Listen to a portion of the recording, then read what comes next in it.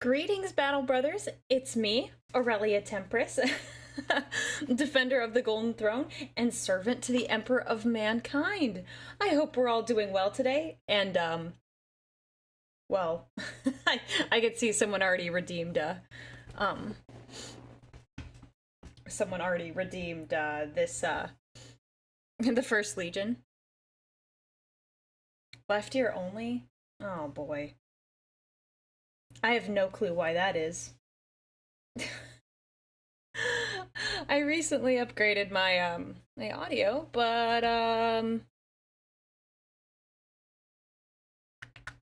one second. I'm gonna ask some questions here. Uh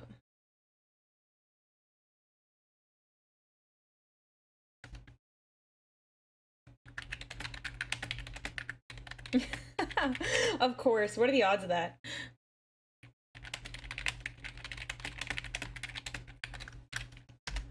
Let's see. I have someone I can ask. I sound different? I hope it's a good different. Because I shouldn't have any issues, in theory, anymore. Uh... oh, man. Dig it. I don't want it to come through just the one ear. I don't know why that is. I didn't have that problem. Hmm.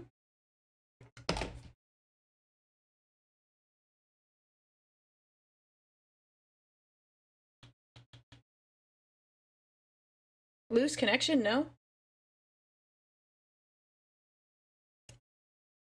There shouldn't be a switch on my mic, but I'm gonna double check. This is so much fun. I'm having a great time.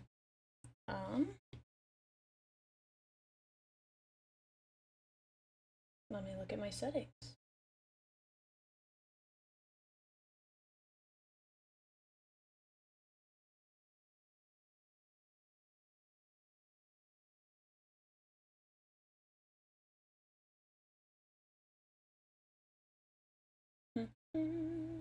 Let's look here.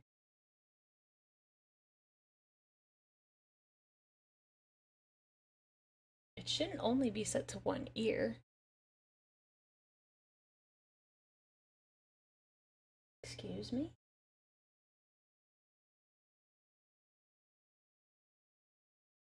Well, at least this will give us time while people show up.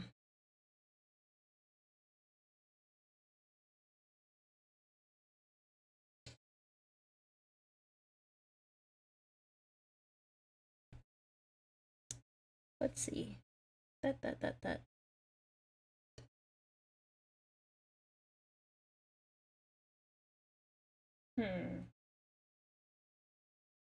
One second.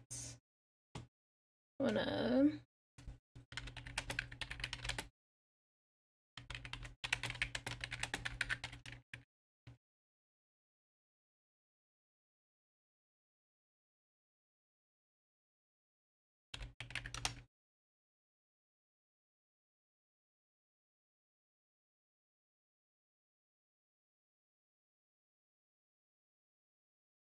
One second, I think I found it.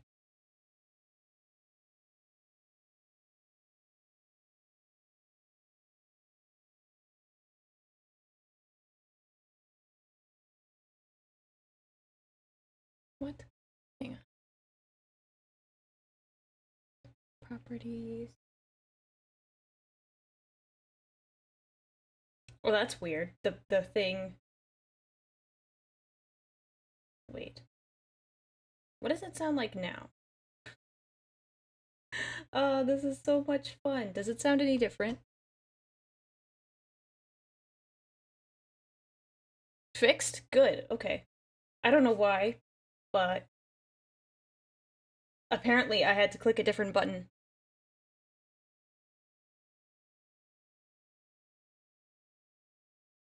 Yay! I did. I lit the incense. That's what I did. Okay, so we're all good. We're all good. We got the... No, I'm not on the webcam mic again. Right? I shouldn't be. Definitely not. It's not plugged in. That would be funny, huh? Okay, 1 second while I just double check everything.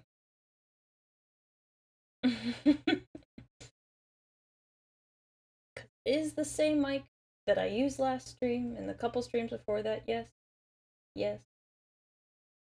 Okay.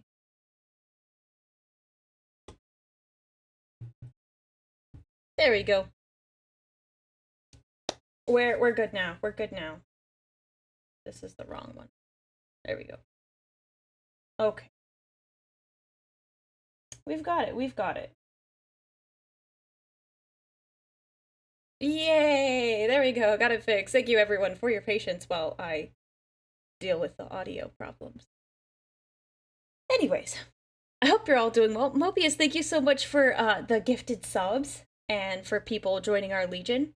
Yeah, okay, so I have the model set up and ready to go. I only have this one and the custodian one available. And I have my snack.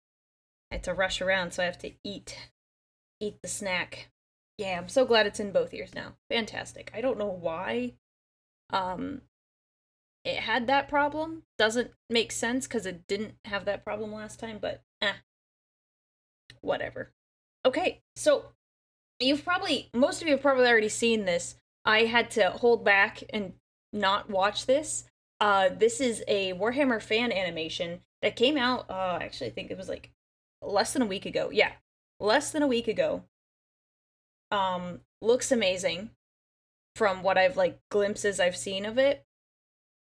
So I had to hold off so I could watch it on stream with you guys. So I'm ready to go. Let me adjust my audio accordingly. So I'm looking forward to this. And for those of you who haven't seen it, this will be great. We'll watch it together. So we'll see how this is. I think, well, I mean, it has 1.2 million views in 6 days. That's insane. That means it's got to be at least a little bit decent, right? Here's hoping.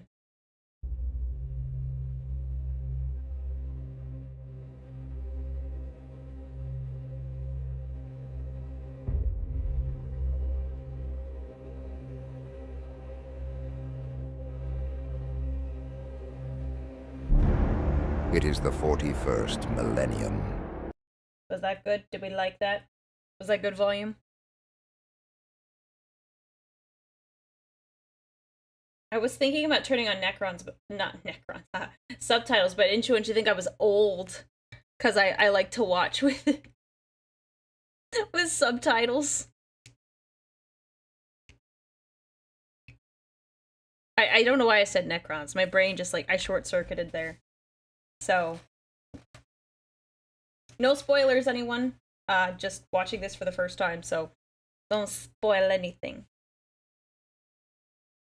Let's do it.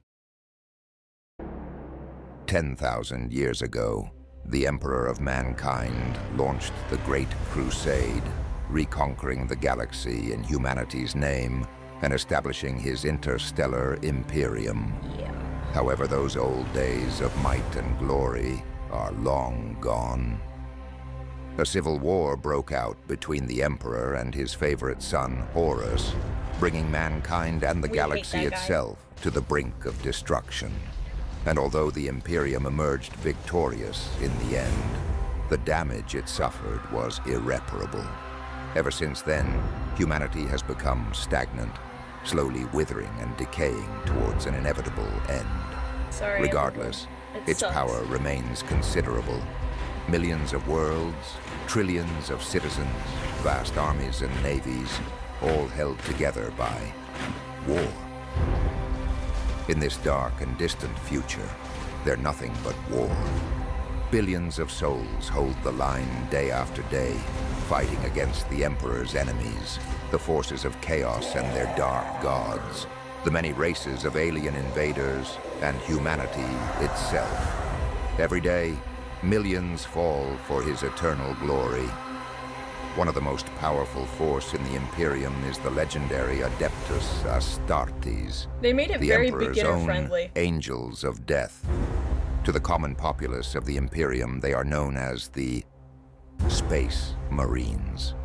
Once humans, now demigods of the battlefield. Genetically altered, with added organs and implants, raised and trained to be warriors who know no fear, no remorse, and no fatigue. Clad in majestic power armor, proudly bearing the markings of their chapters, they wield a deadly arsenal that even the darkest horrors lurking in the depths of the galaxy cannot stand against. 20 legions there once were. Out of these, small chapters gradually arose and disappeared. Among them, the direct descendant of the first legion. They just disappeared. Nothing bad happened to them.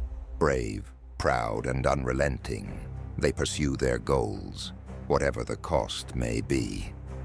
This is one of their stories. Oh, that's pretty sick. I like that. Ooh. Because I noticed we had some loyalist legions here. That's what they were displaying, but I like that. That's neat. Look at that. Look at that. We got the Blood Angels right next to the Emperor. Where they should be. Where they should be.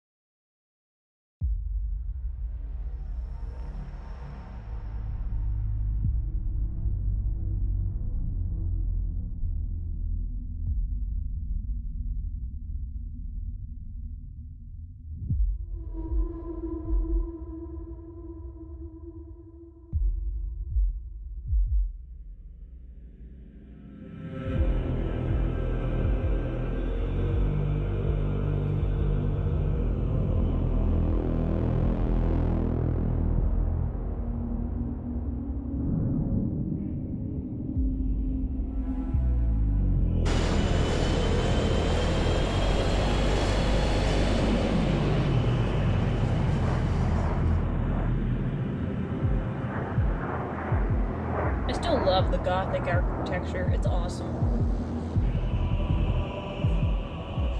I don't think I could ever get tired of it. It just looks so cool.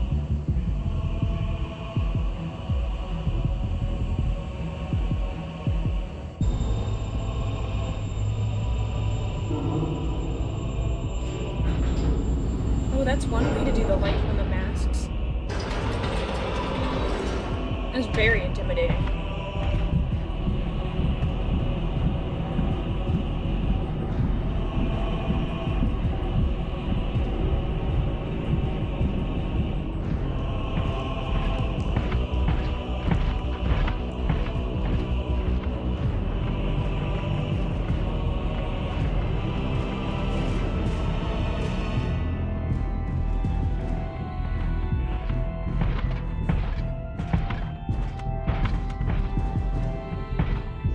I like the music.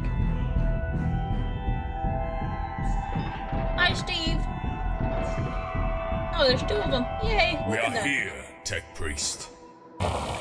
Captain Ramiel. My apologies.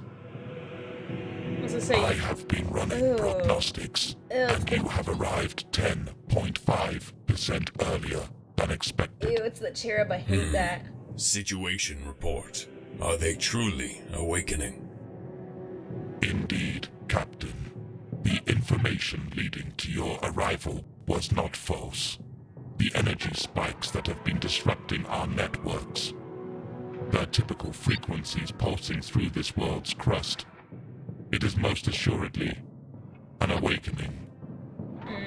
How come no one noticed anything over all those past centuries? A Necron tomb right beneath their feet. That's where the How Necrons come one does not notice a malignant tumor growing in their own flesh, Captain?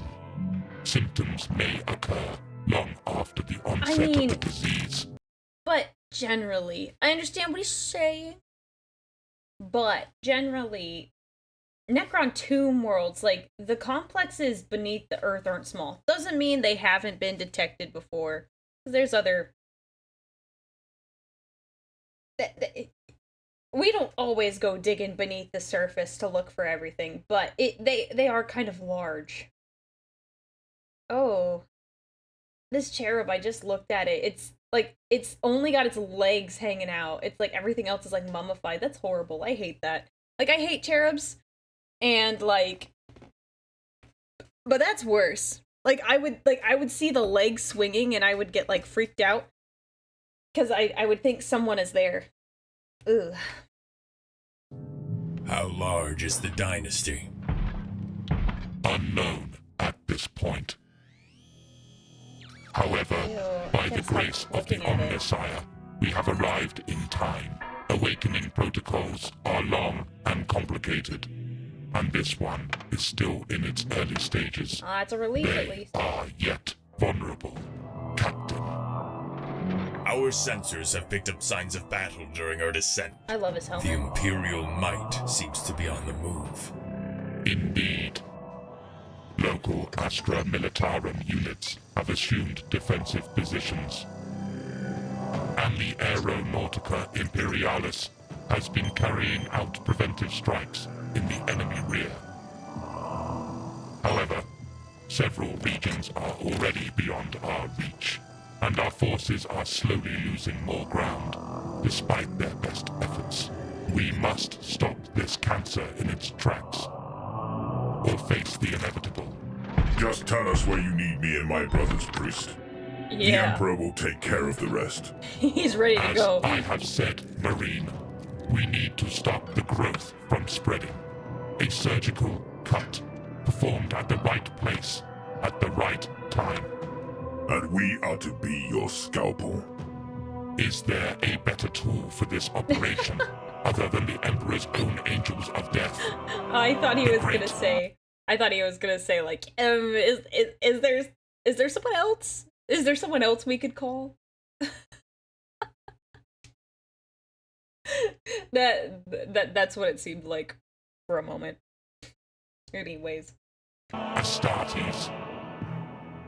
Ah, Captain, my calculations are complete.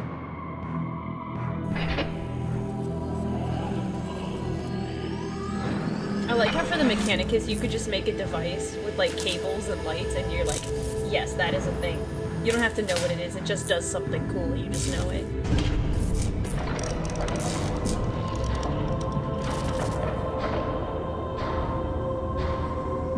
Oh, look at them, that's quite cute. Look at them carrying that. His staff.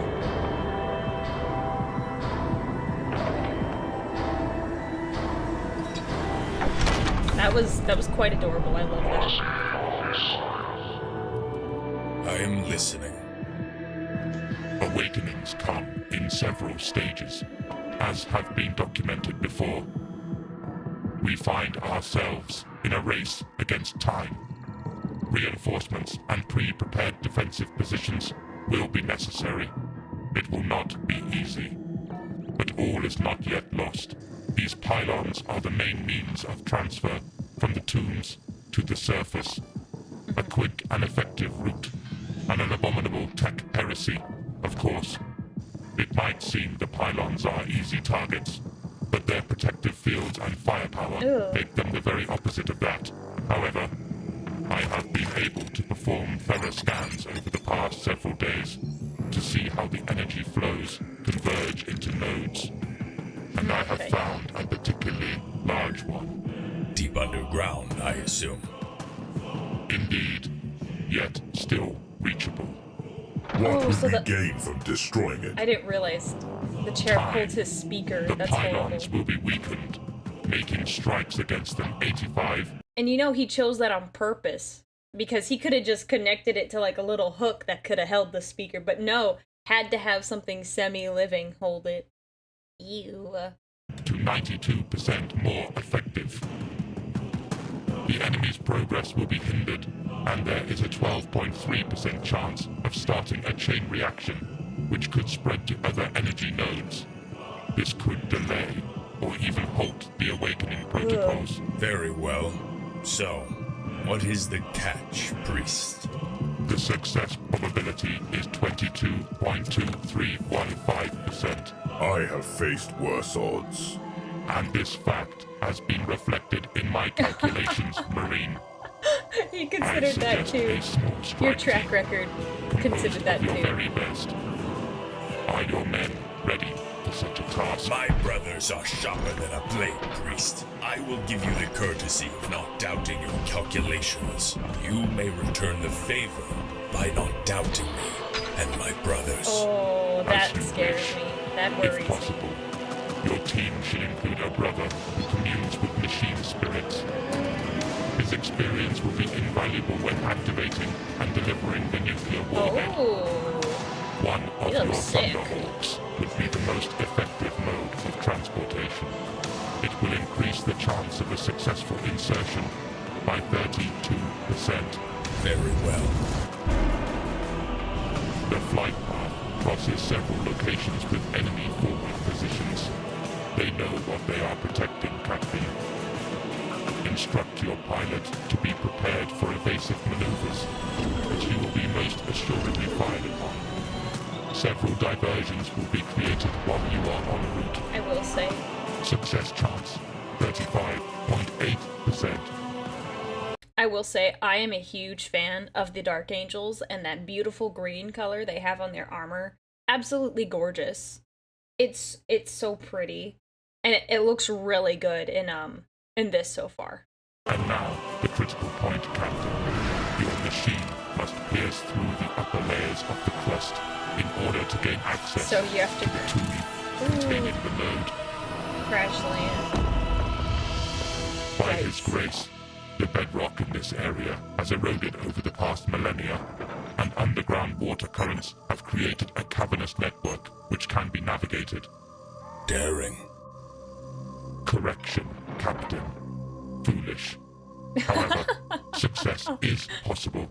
30.2%. And what then, priest? When we reach the tomb? Then it is up to you, Captain, and the Omnisires will.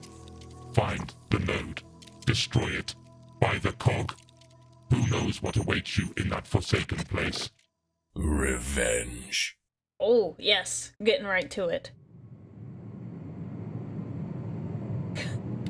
That was a very nice crash landing. It sat so perfectly in the middle of this center of on this platform.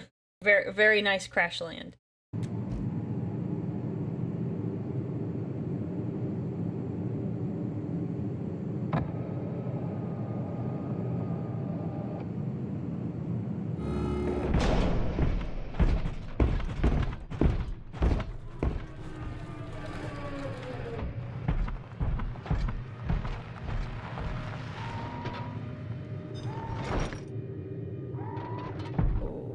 No signs of contact. Yet. Can you catch something? The space around us is enormous. That's Baldermort!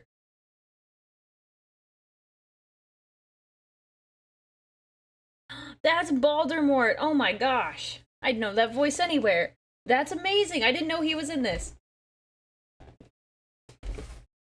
Oh my gosh. He has such a great voice. I could listen to his voice like all day. I'm not as familiar with the Vox and the Void voices. Baldermort is very, if you've seen his videos, it's a very distinct voice, in my opinion. So. Catch something. The space around us is enormous. My senses cannot reach its end. It is confusing. The tech priest was right. There is a web of strong energy currents here. Enemies. None in our vicinity, it seems. Good. Focus on those currents and follow them to the node. Strike team to Thunderhawk. We move out. Set up here and hold this position. Emperor willing, we shall return soon. Very well, Captain. The Emperor protects. I like you can see his lens is a lot better here in the light, and it has almost like a reddish, like, chrome look. They look really good. We move forward, brothers.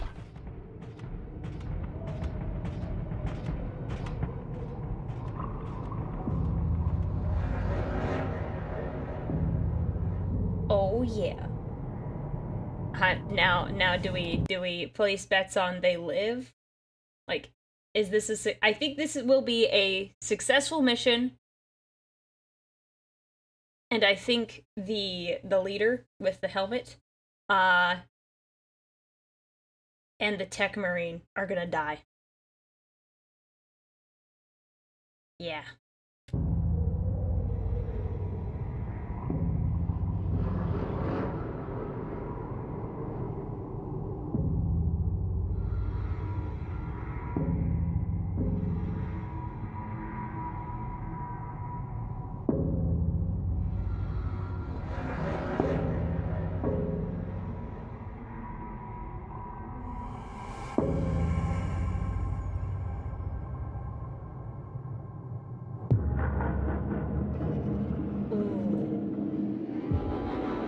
Oh, that's creepy looking. But kinda cool, I won't lie.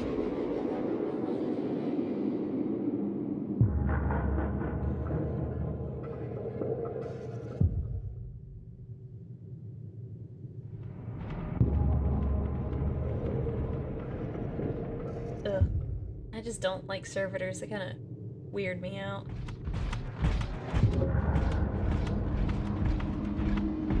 That was a very casual corner check. He's like, yeah, It's dead in here. Almost like a tomb. What are they anyway? In my long duty, I've met them only once, but I noted scraps of those who seem to have more experience. These I have analyzed. With this, and the knowledge provided by the Adeptus Mechanicus, I can only say this. Beware, brothers. The Necrons are a dark, cursed race. Ancient. Oh. It is the abomination of the machine, in the face of the Omnis Sire.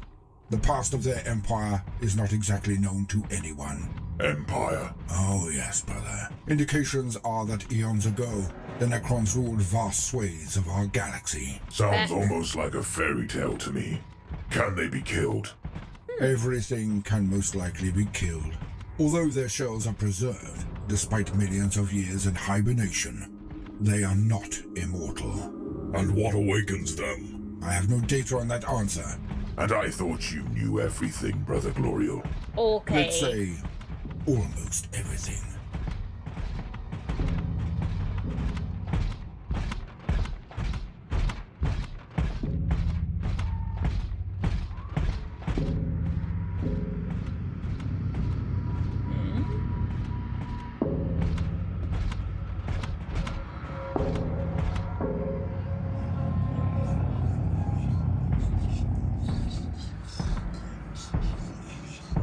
Wait, is this guy going off on his own? Is this a group? Oh no, this is not good. This is not good. Buddy, stay with the group. Stay with the group. Oh man. Alright. He's gone. He's gone. Bye. Don't touch it. What is it? Bop him. I don't know, but it's old. Ancient.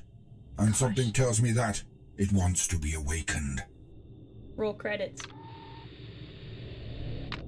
Copy that. Returning to formation.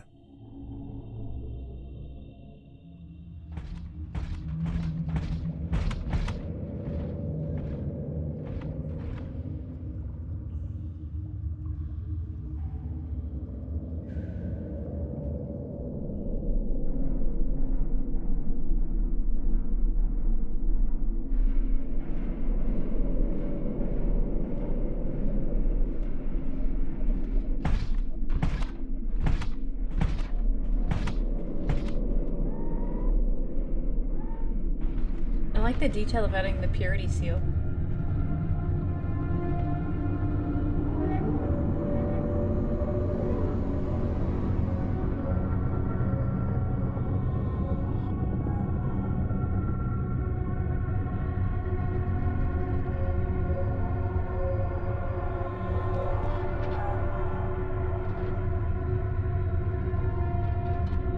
This is not looking good.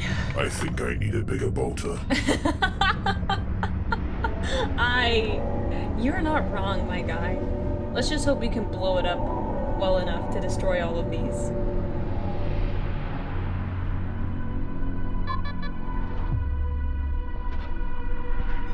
I am picking up strange signals. Where? Everywhere. They keep appearing and disappearing all around us. Oh, that's not It good. makes no sense. Should I focus on them? No. Keep following the path to the Nexus. Stay vigilant, my brothers. The enemy is watching. Let them come. Bet you they're skittering around. Yeah.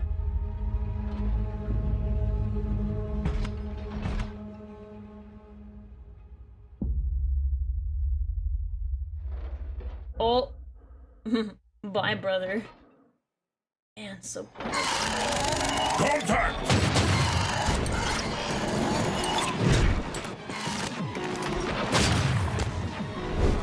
Oh, there they come. Creepy crawly boys. More coming. Over there. Sector Beta 10.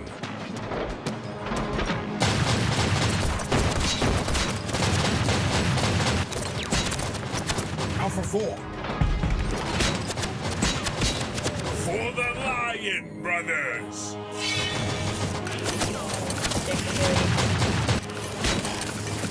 I wish I knew all of these unit types, but I do not, unfortunately.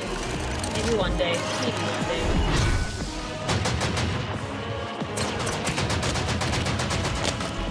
Well, that's not a bad idea.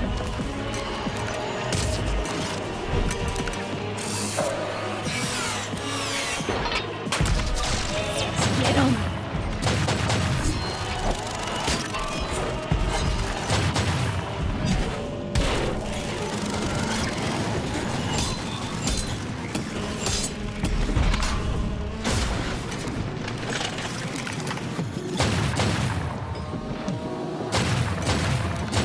The little hops.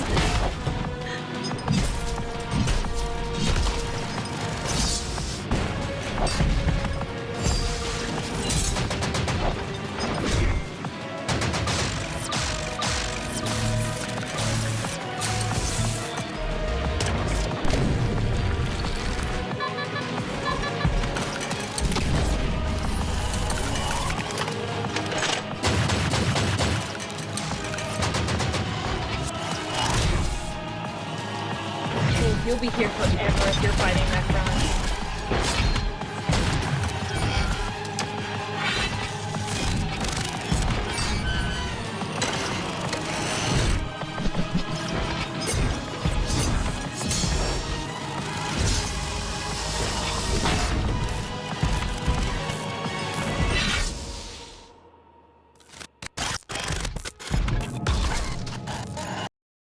I really like that. That was an enjoyable fight. I didn't say much, sorry. I'm not saying much, I'm just looking at everything. Just, ooh, looks good. Damn, Xenos. Is it all of them? No. The signals are fading. Is that all of them? No. There's more, guy. There's gonna be more. Even they didn't all attack you. They're trying to figure out what you're doing. They are retreating.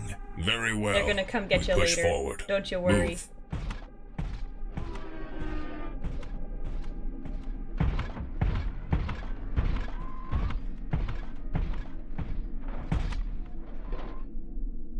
I like that shield. Huh? No, kill him. Kill it. Why are you looking at it? What was that? A bug. Just one. Wait. Another.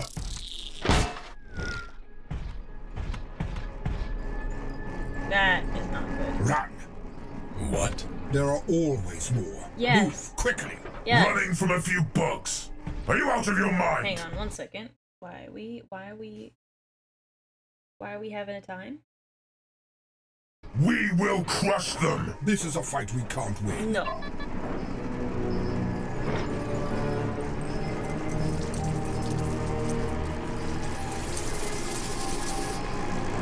Yeah, It's no. too late. Yeah.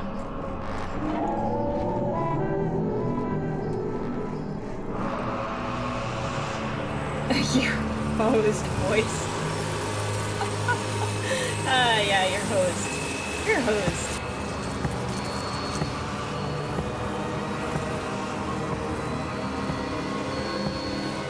I think they're all gonna die. By the Emperor.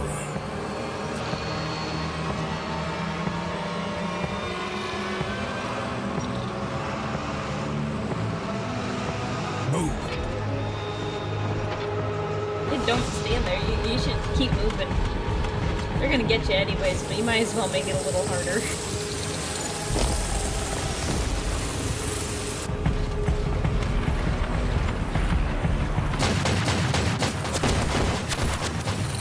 Bro. Activating mobile defense platform. Ooh.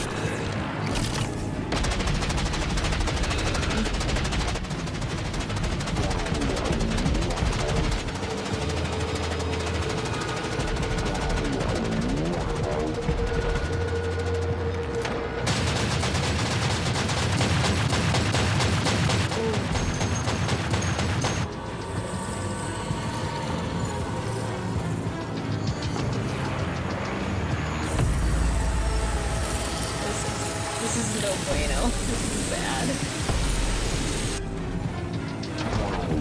If they were already at, like, the Nexus, I think they might have a shot, but unless they get to it...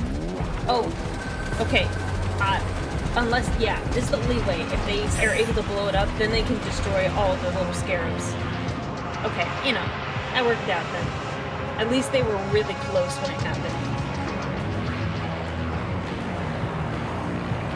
That's the only way they can get past all of these and maybe survive.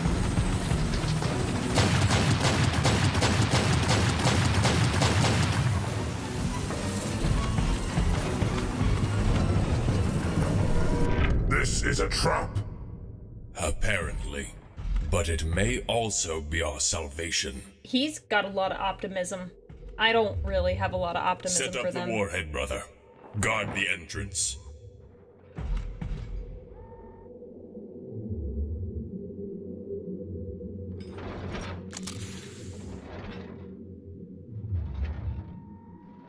Oh, dang.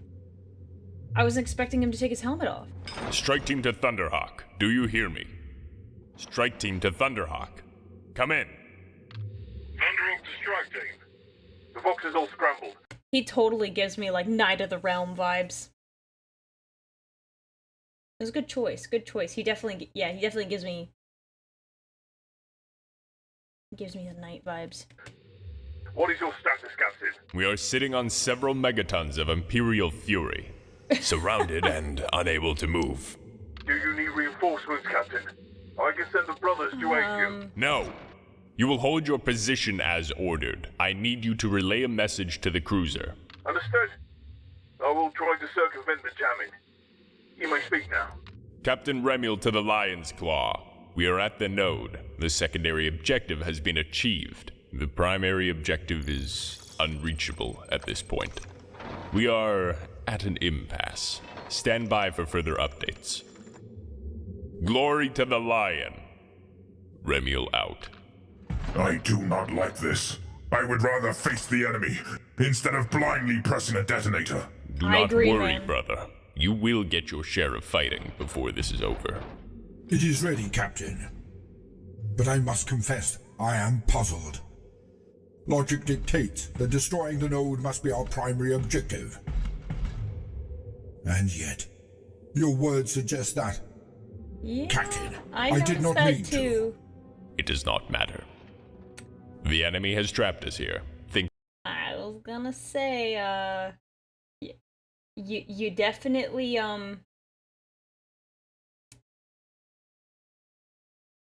think you have your priorities out of order? I wonder if you're trying to stop people from, knowing your secrets. thinking we would not detonate the warhead while we are still here. Negative, Captain. Available data suggests we have only encountered an automatic defense system, while the tomb itself is still dormant. The closing of the door was just an automatized process, not a deliberate intention to trap us. If I am not wrong, and I really am, I might Oh, well, I wonder. be able to open it. Never mind, I'm gonna think.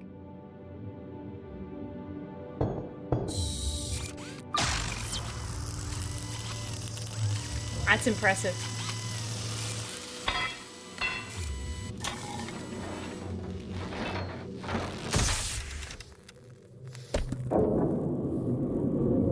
That was a very good guess, man.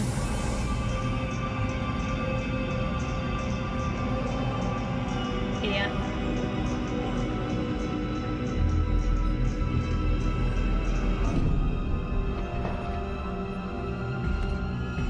Well, will it work? Bless me, Holy Omnisire.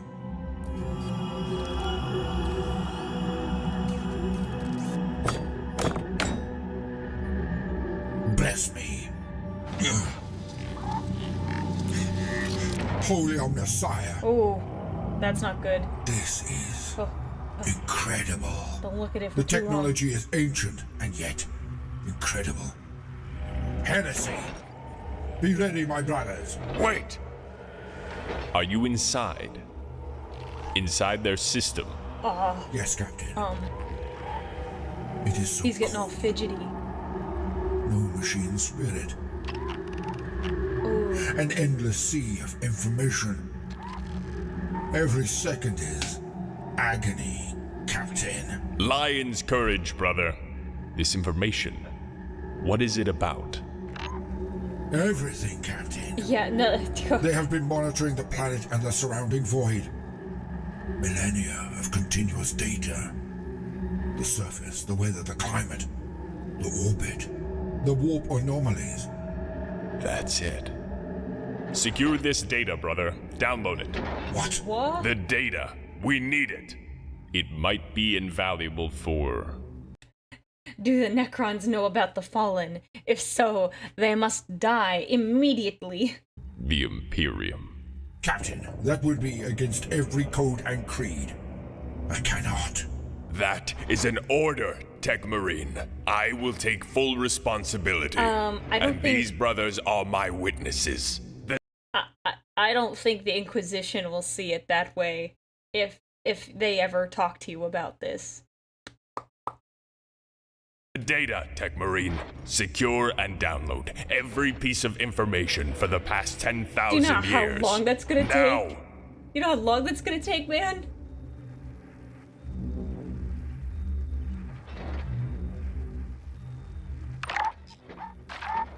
Don't tell me he's downloading it in 30 seconds. There's no way. There's no way.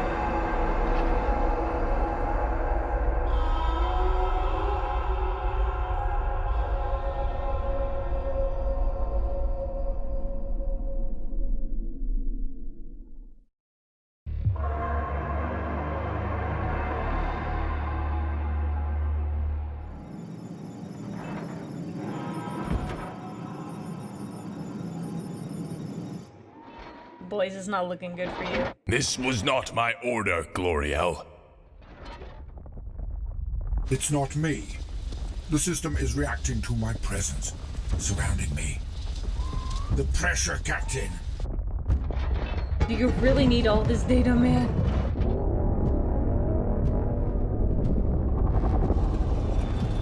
Necron's upset. Someone's using their Wi-Fi. I don't think you're stuck in there anymore. They are awakening. Oh, that's bad. That's not good. Oh. Okay. Oh, I like the spikes on their knees.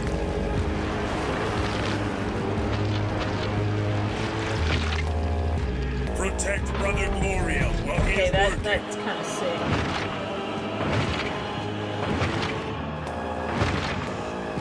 I like the buzzes in the music.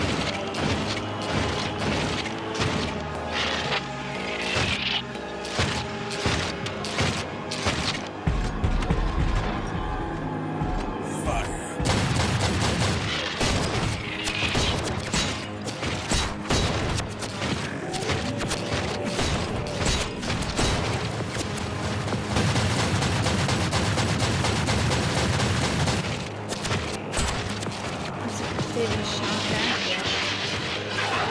of time. Ooh. That's a little close for comfort, in my opinion.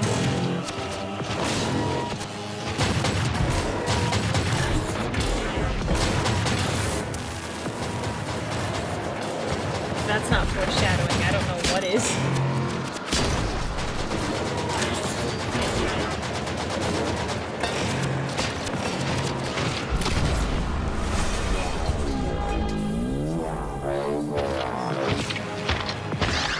I would never want to deal with a necronic person. Horrible.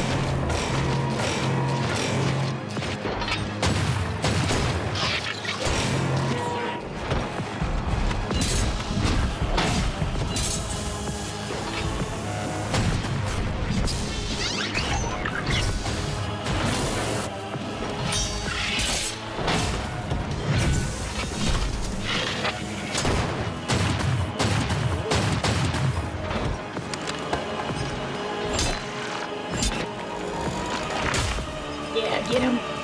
Get him.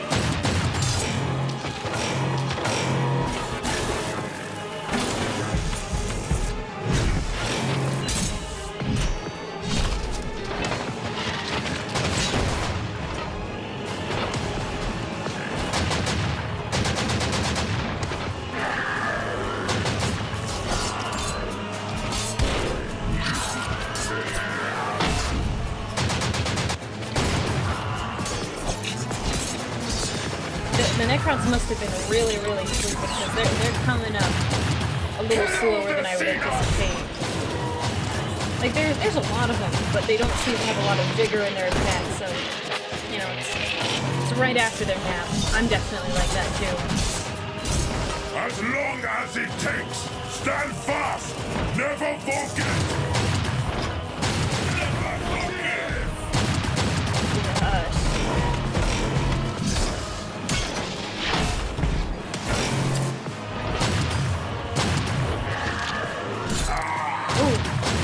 Okay, there's one kind of speedy one. Ha.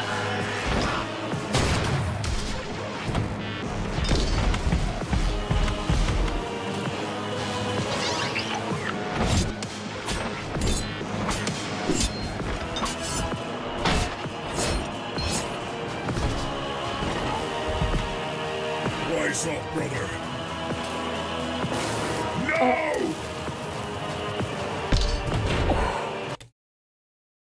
I was waiting. Oh my gosh, I was waiting. I was like, those are like disintegration beams. They're totally like I was waiting. I was waiting for that to happen. I was like that head empty, no thoughts. Yeah. Quite literally. Rise up, brother! No! Bro, that is so awful. That is so awful.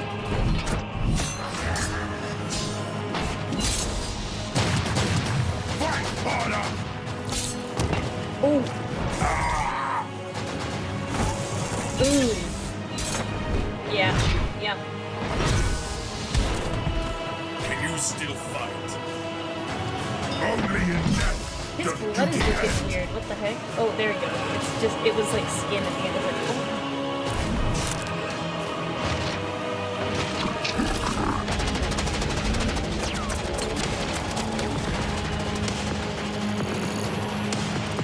Download complete. Oh my gosh, that still is an amazing amount of time. What Wi-Fi are you on, man? Move out! He's cooking in Activating his 2 armor. plus invulnerable safe field.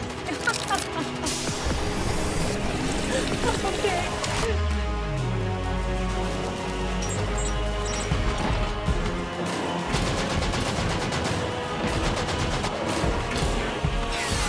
Strike Team to Thunderhawk. Be ready.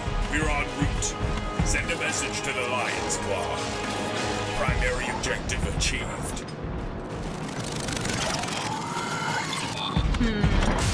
Primary objective. I repeat, primary objective achieved.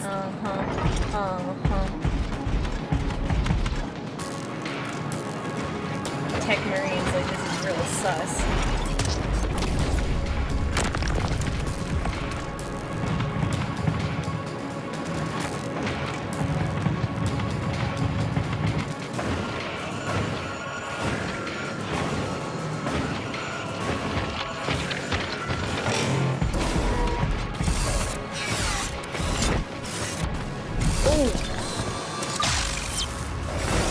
Very precise there.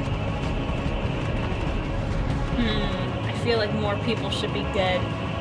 I don't think there's enough dead people yet.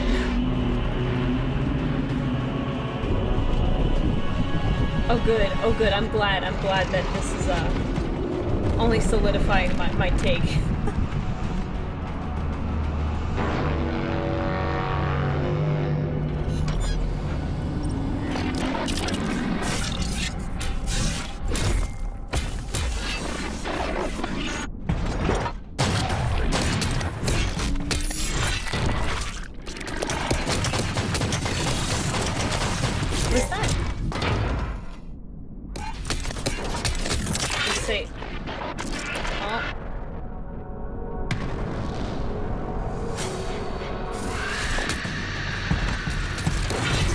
Interesting. Why would he...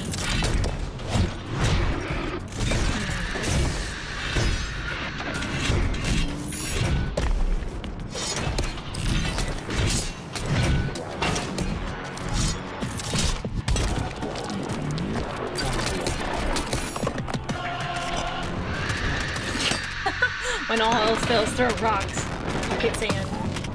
Use it to your advantage.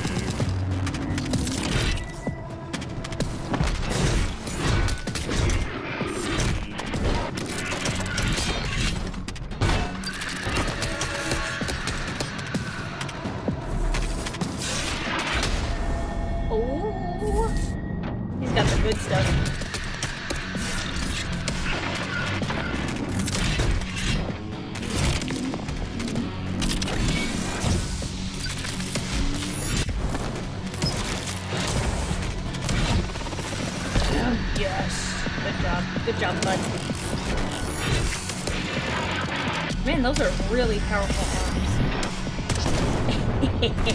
Well done.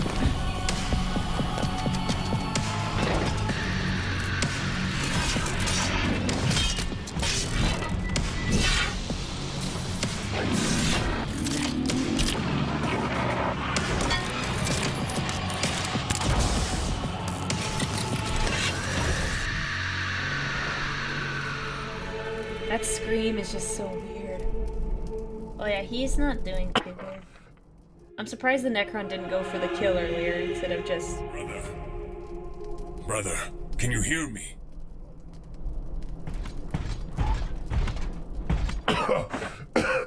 He needs an apothecary. No! I need a weapon. It's just a flesh wound. I can try cauterizing your wounds.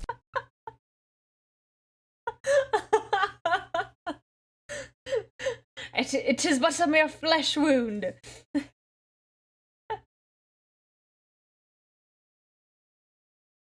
Oh my gosh.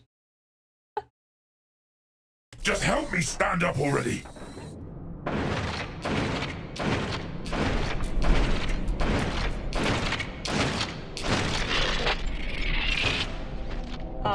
Oh, okay. Okay then. Alright, what you doing here, sir?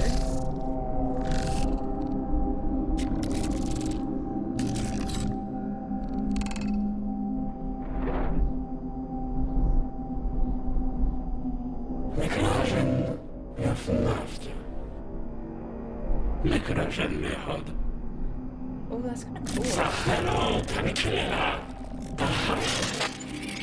I'm surprised he even came out all this way.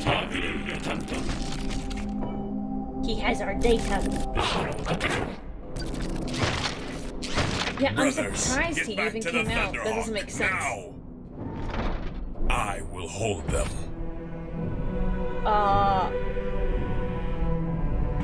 What? Bruh. I am the Knight of Caliban. I am the Wrath. I'm sorry. This just seems like he's got, like, that, like, lone wolf energy, and he's like, I'll do it myself. And he's like, I don't know. It gives me, like, an edgy speech before he dies heroically. Bro is literally going, I am the guy, I am the one. He's like, I am the guy. Nothing wrong with sacrificing yourself if it makes sense, but, well. Of the Emperor himself. And you shall know no fear. Aurelia.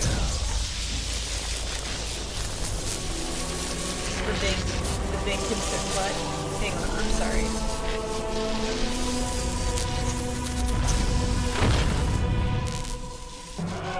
Wait.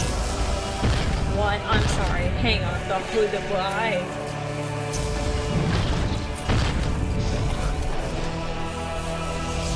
For him, on Terra. What? Whoa! Rose!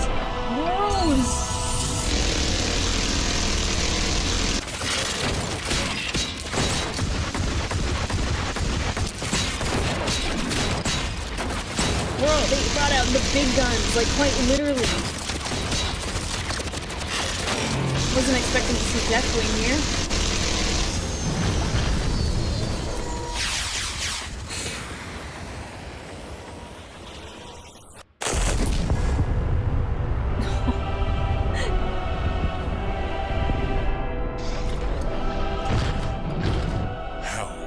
How is this possible? The brother librarian felt an urgent need to help you, Captain Remiel. Do you still have the data? I do. On my second cogitator. It seems it is indeed very important. It is invaluable. To the Imperium. Hey, Tech Marine. I hope you don't like living. Because I don't think you're gonna be alive after this mission. Of course. Yes. To the Imperium. Yes. He's dead.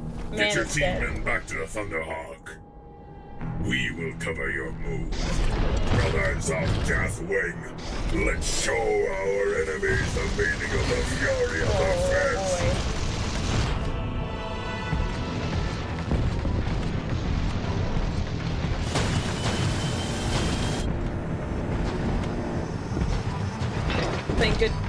Thank goodness he didn't put it on his first cogitator.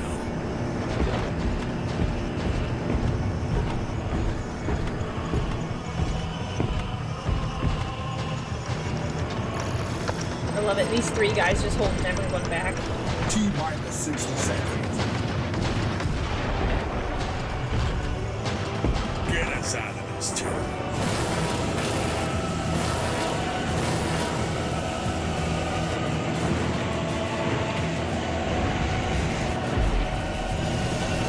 Not enough casualties. That Tech Marine is dead.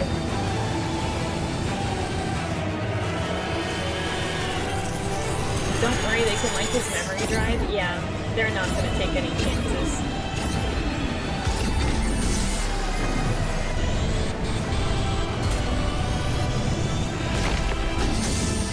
Ooh.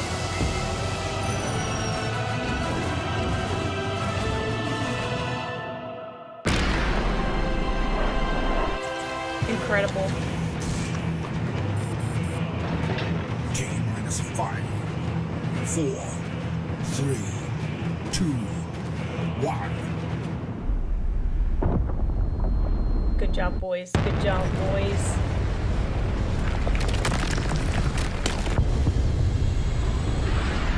Success. Energy readings are changing. Get me the Lion Claw.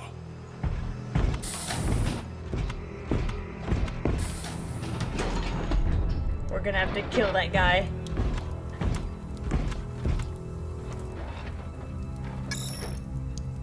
Remiel. Brother Librarian, thank you for your help. Of course. You have obtained something very important, Remiel. I hope so. Our brothers fell for it. Our brothers fell for our redemption, and their glorious sacrifice will be remembered. No. I will personally place their names in our eternal halls. Please, summon the inner circle, brother. No. Oh no. This is not good.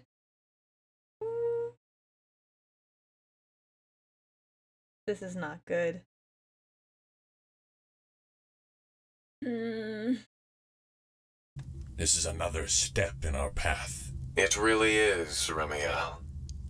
Big step. Times are coming that will shake the Imperium and the galaxy itself. When we regain our honor and glory as the First Legion, I can feel it. Oh, In that case, we must be prepared. Wait for my arrival at the Claw. But for now, I have unfinished business here. No. Is that so? You never forget, brother. Yes, and I never forgive. The fallen must repent, and my brothers will be avenged.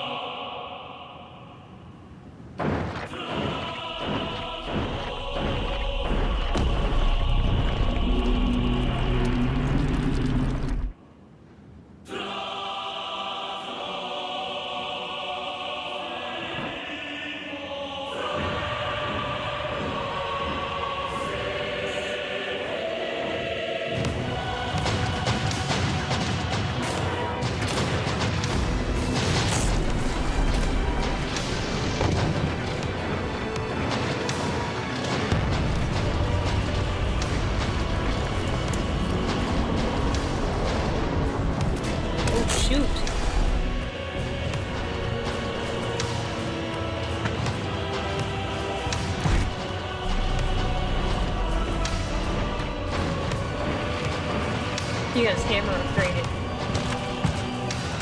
And he got a bigger gun.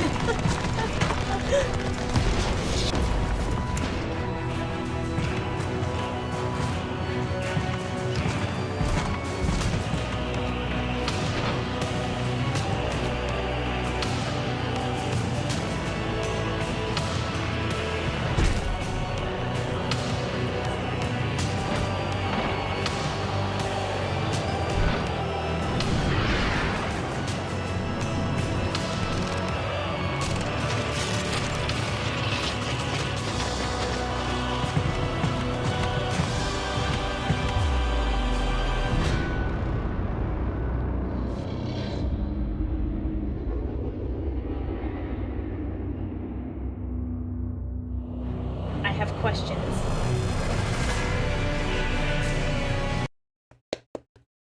Well done. I enjoyed it. I enjoyed that. That was good.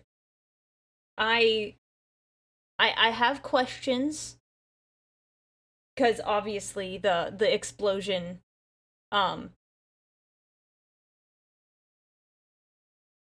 the explosion didn't work and they still had to fight Necrons, or they just wanted to animate that for fun. What happened to the Tech Marine? He's probably dead. He's they're dead.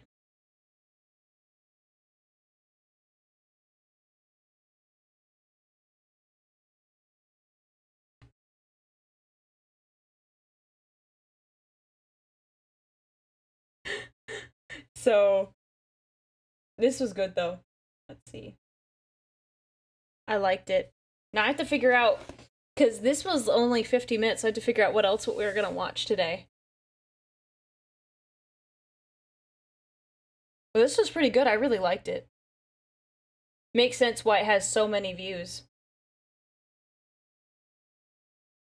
Go follow this guy, Gabriel, and all of the awesome people that that worked on this. I liked it. I enjoyed it.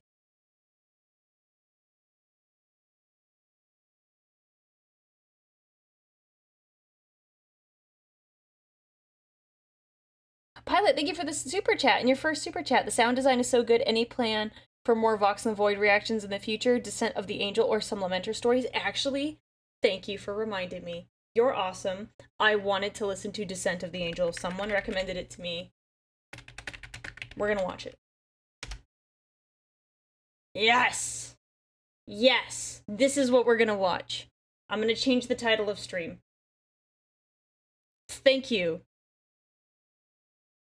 Pilot, you're my new favorite person. Thank you for suggesting this. Now, give me a second, everyone, while I turn some redeems back on, because now that we are no longer watching this video, I won't confine us to the First Legion model.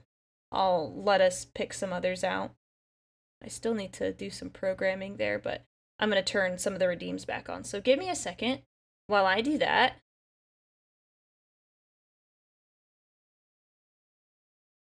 Oh, yeah. And then I gotta change stream title too, so then people know what we're watching. Okay, we got that. Let me change stream title really fast. Movie night.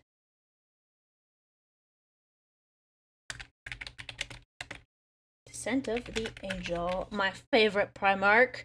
You're awesome, honestly. I'm so happy you suggested that. Makes me very happy. Done. And I'm gonna change this one. Edit. 1 second. I'm only doing this because, like, I don't want people to be like, oh, well, you're not watching the thing we're supposed to watch. Oh. The 2nd/11th Legion.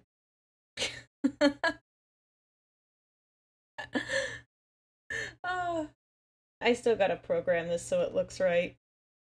Oh, I can't wait. Oh, I can't wait. This is a good one. I'm gonna have some of my water. It's amazing. I'm gonna love it. Yay, great. I was ready to I was ready for this.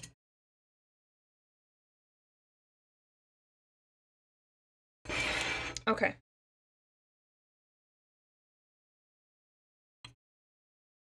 Okay. Time to hear about my glorious golden hawk boy.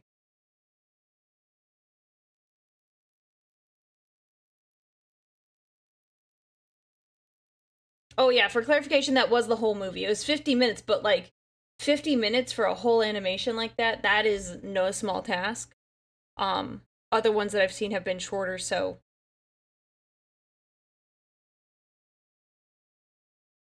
it was good. I liked it.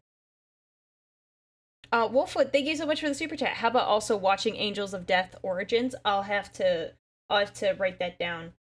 It depends on how long I stop and make comments about about Descent of the Angel. I definitely I was definitely worried for The Awakening that GW was going to take it down before I could watch it, and then I was going to be sad. But thankfully, we didn't have to deal with that. Thankfully for that. I have questions, but I don't have to voice my questions. I have internal questions. I do what I want with them.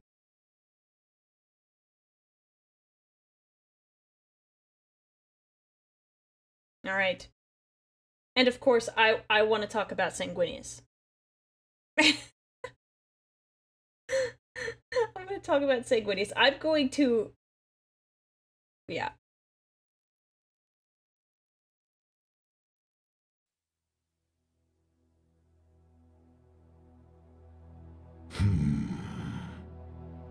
What? Okay. I think that was good. Maybe a little quieter.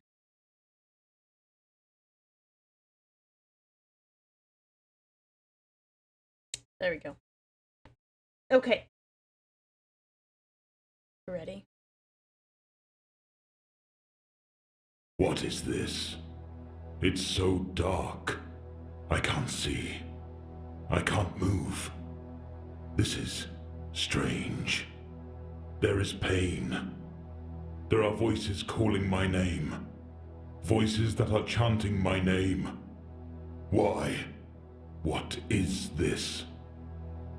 Has the Emperor decreed another triumph? Has the Legion returned to Ulanor?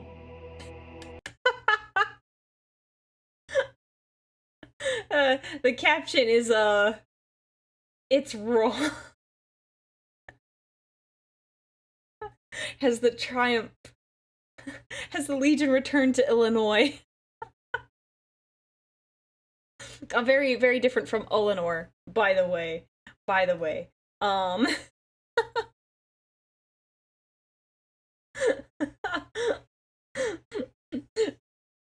I'll keep the captions on, but they won't be accurate, I think. Maybe not all of them. So strange. Wait, that can't be right. Why can't I see? And why can't I move my limbs? Why am I in pain? This is... No. Go away. I want to go back to sleep. Stop calling to me. Stop repeating my name.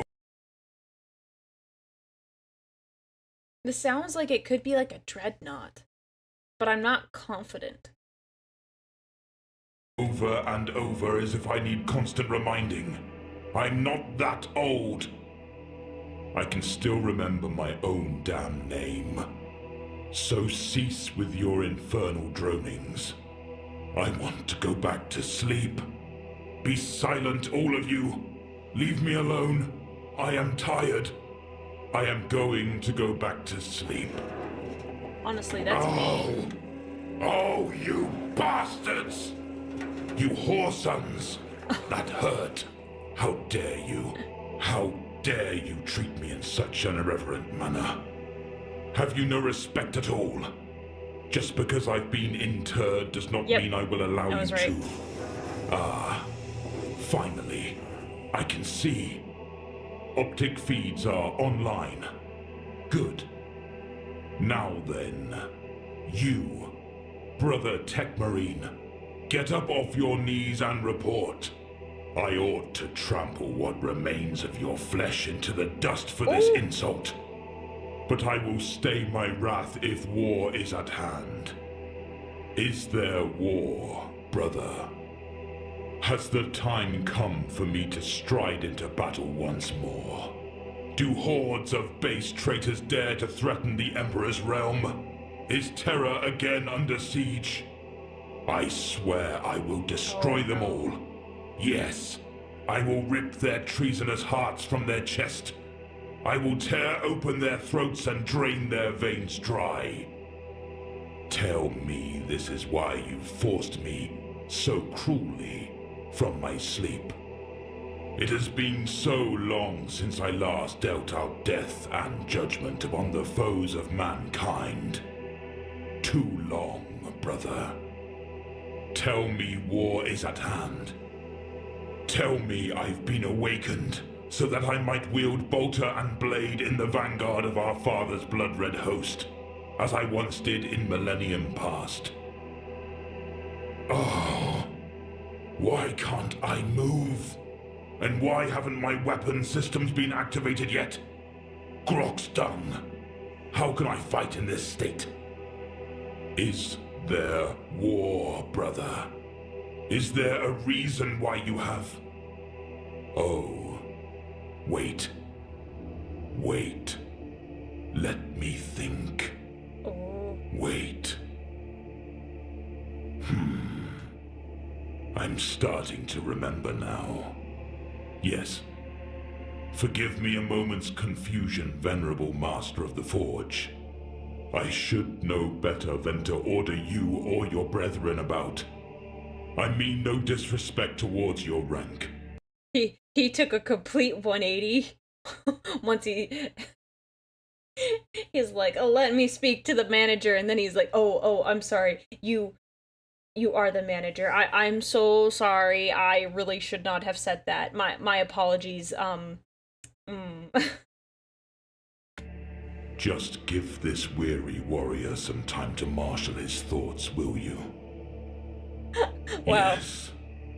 I recall now the cause for my previous awakenings, and what bitterness fills my hearts. You have not disturbed my sacred slumber due to the necessities of war. Not for me are the hideous shrieks of unclean Xenos as they writhe upon the talons of my power claw. Not for me are the despairing curses of vile traitors as they are crushed and broken beneath my righteous tread. No, not for ancient Archelos is the glory of the slaughter or the catharsis of the kill. I'm far too invaluable to be risked upon the field. I'm now a living relic, doomed to gather dust in a secret stasis vault deep beneath the foundations of the Arx Angelicum, condemned to the dreamless sleep of ages, while the blood angels of Baal take our father's wrath to the stars, forgotten save only by a select few. Why must I persist in this wretched isolation after all those whom I fought and bled alongside have passed on into history and legend? This is no life, brother. No life at all. Yes, oh, spare me that tedious time-worn lecture. I know that I've been afforded the highest possible honor. I know why my continued survival is so vital to the well-being of the chapter. Others have told me this, time and again. But such knowledge does nothing to alleviate my grief or my rage. My younger dreadnought brethren are awoken for war when the need is dire, yet I alone am denied a place in the order of battle. The last time I saw action was when I lost my temper and kicked your predecessor's predecessor across the room for aggravating me. That ought to tell you something. Oh my gosh. Yes, I'm well aware I am rambling. But why not? It's one of the few things I can... I was thinking, I was like, man, I wonder why no one has interrupted him yet in his own little tirade here. And honestly, it makes sense. Because, first off, dreadnoughts are very, very highly honored, and then second off, the last guy, or the guy before that guy, got kicked halfway across the room. And you don't want to have to fight a dreadnought. What? Oh. The chapter master himself craves an audience. Oh. Truly? Well, you didn't say so before, you pathetic excuse of a... Yes, I know I've been rambling, what of it? You deny me battle. You deny me blood. You deny me a second warrior's death. I would crush you if I could. Gah! Which is why they've just say that's why he doesn't move.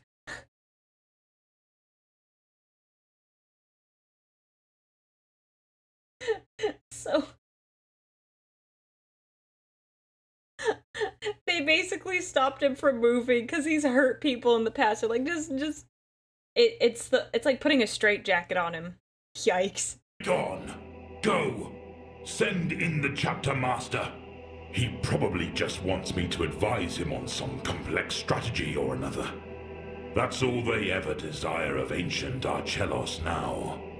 I'm far too important to be allowed to do anything else. Oh, Father, this is all so wearisome.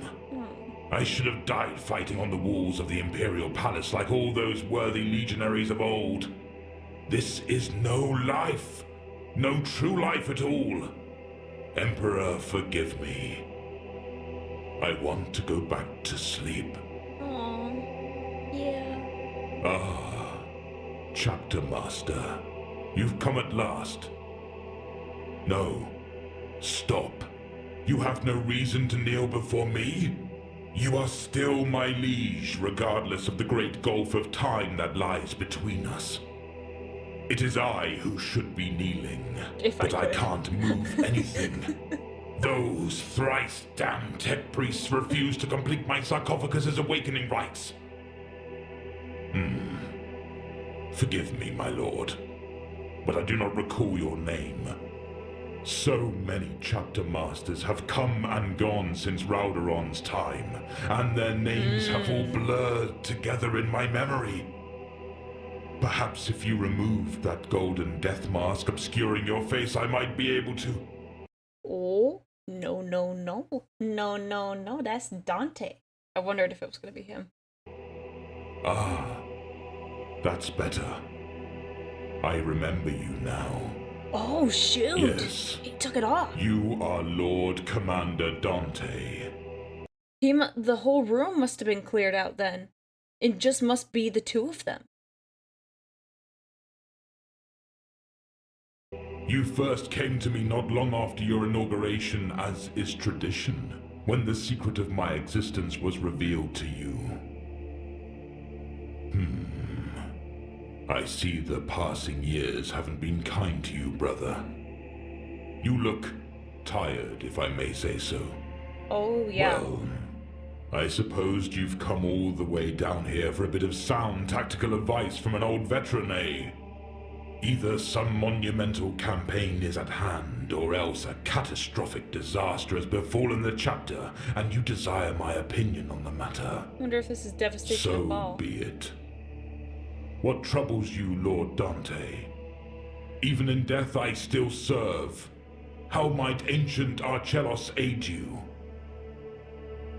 A story. I wondered if he was going to ask him about his story, because the descent of an angel. And I think as you get older, most people don't know stuff about you. And I think this guy would probably cheer up greatly getting to recount some of his old war stories. Honestly, that's what I was thinking.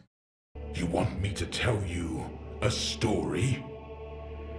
A story about Sanguinius when he walked amongst his sons in This would be the Blood Angels chapter. the flesh as I once did. Yeah. Tell me about I was Sanguinius. not expecting such a request.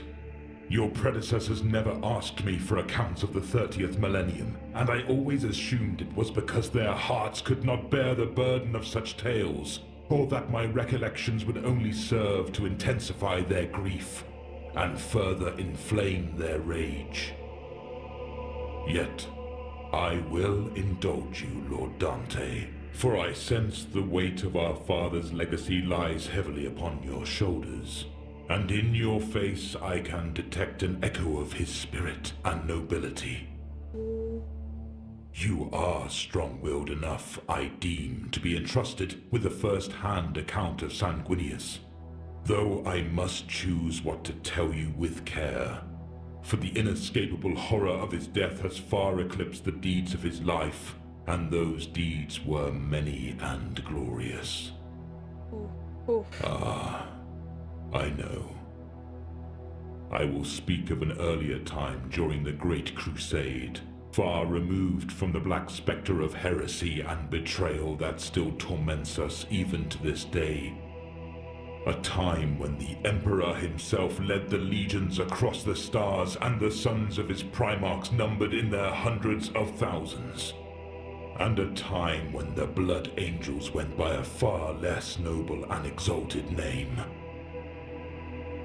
I remember it all clearly, for I was there, Lord Dante, over 10,000 Terran years ago upon Tagar Pentorus.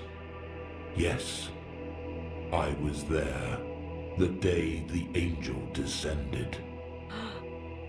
Oh, see, I took it Descent of the Angel as in, like, not that the angel's going down, but that, like, he's fallen from grace sort of thing. Ooh. I love it.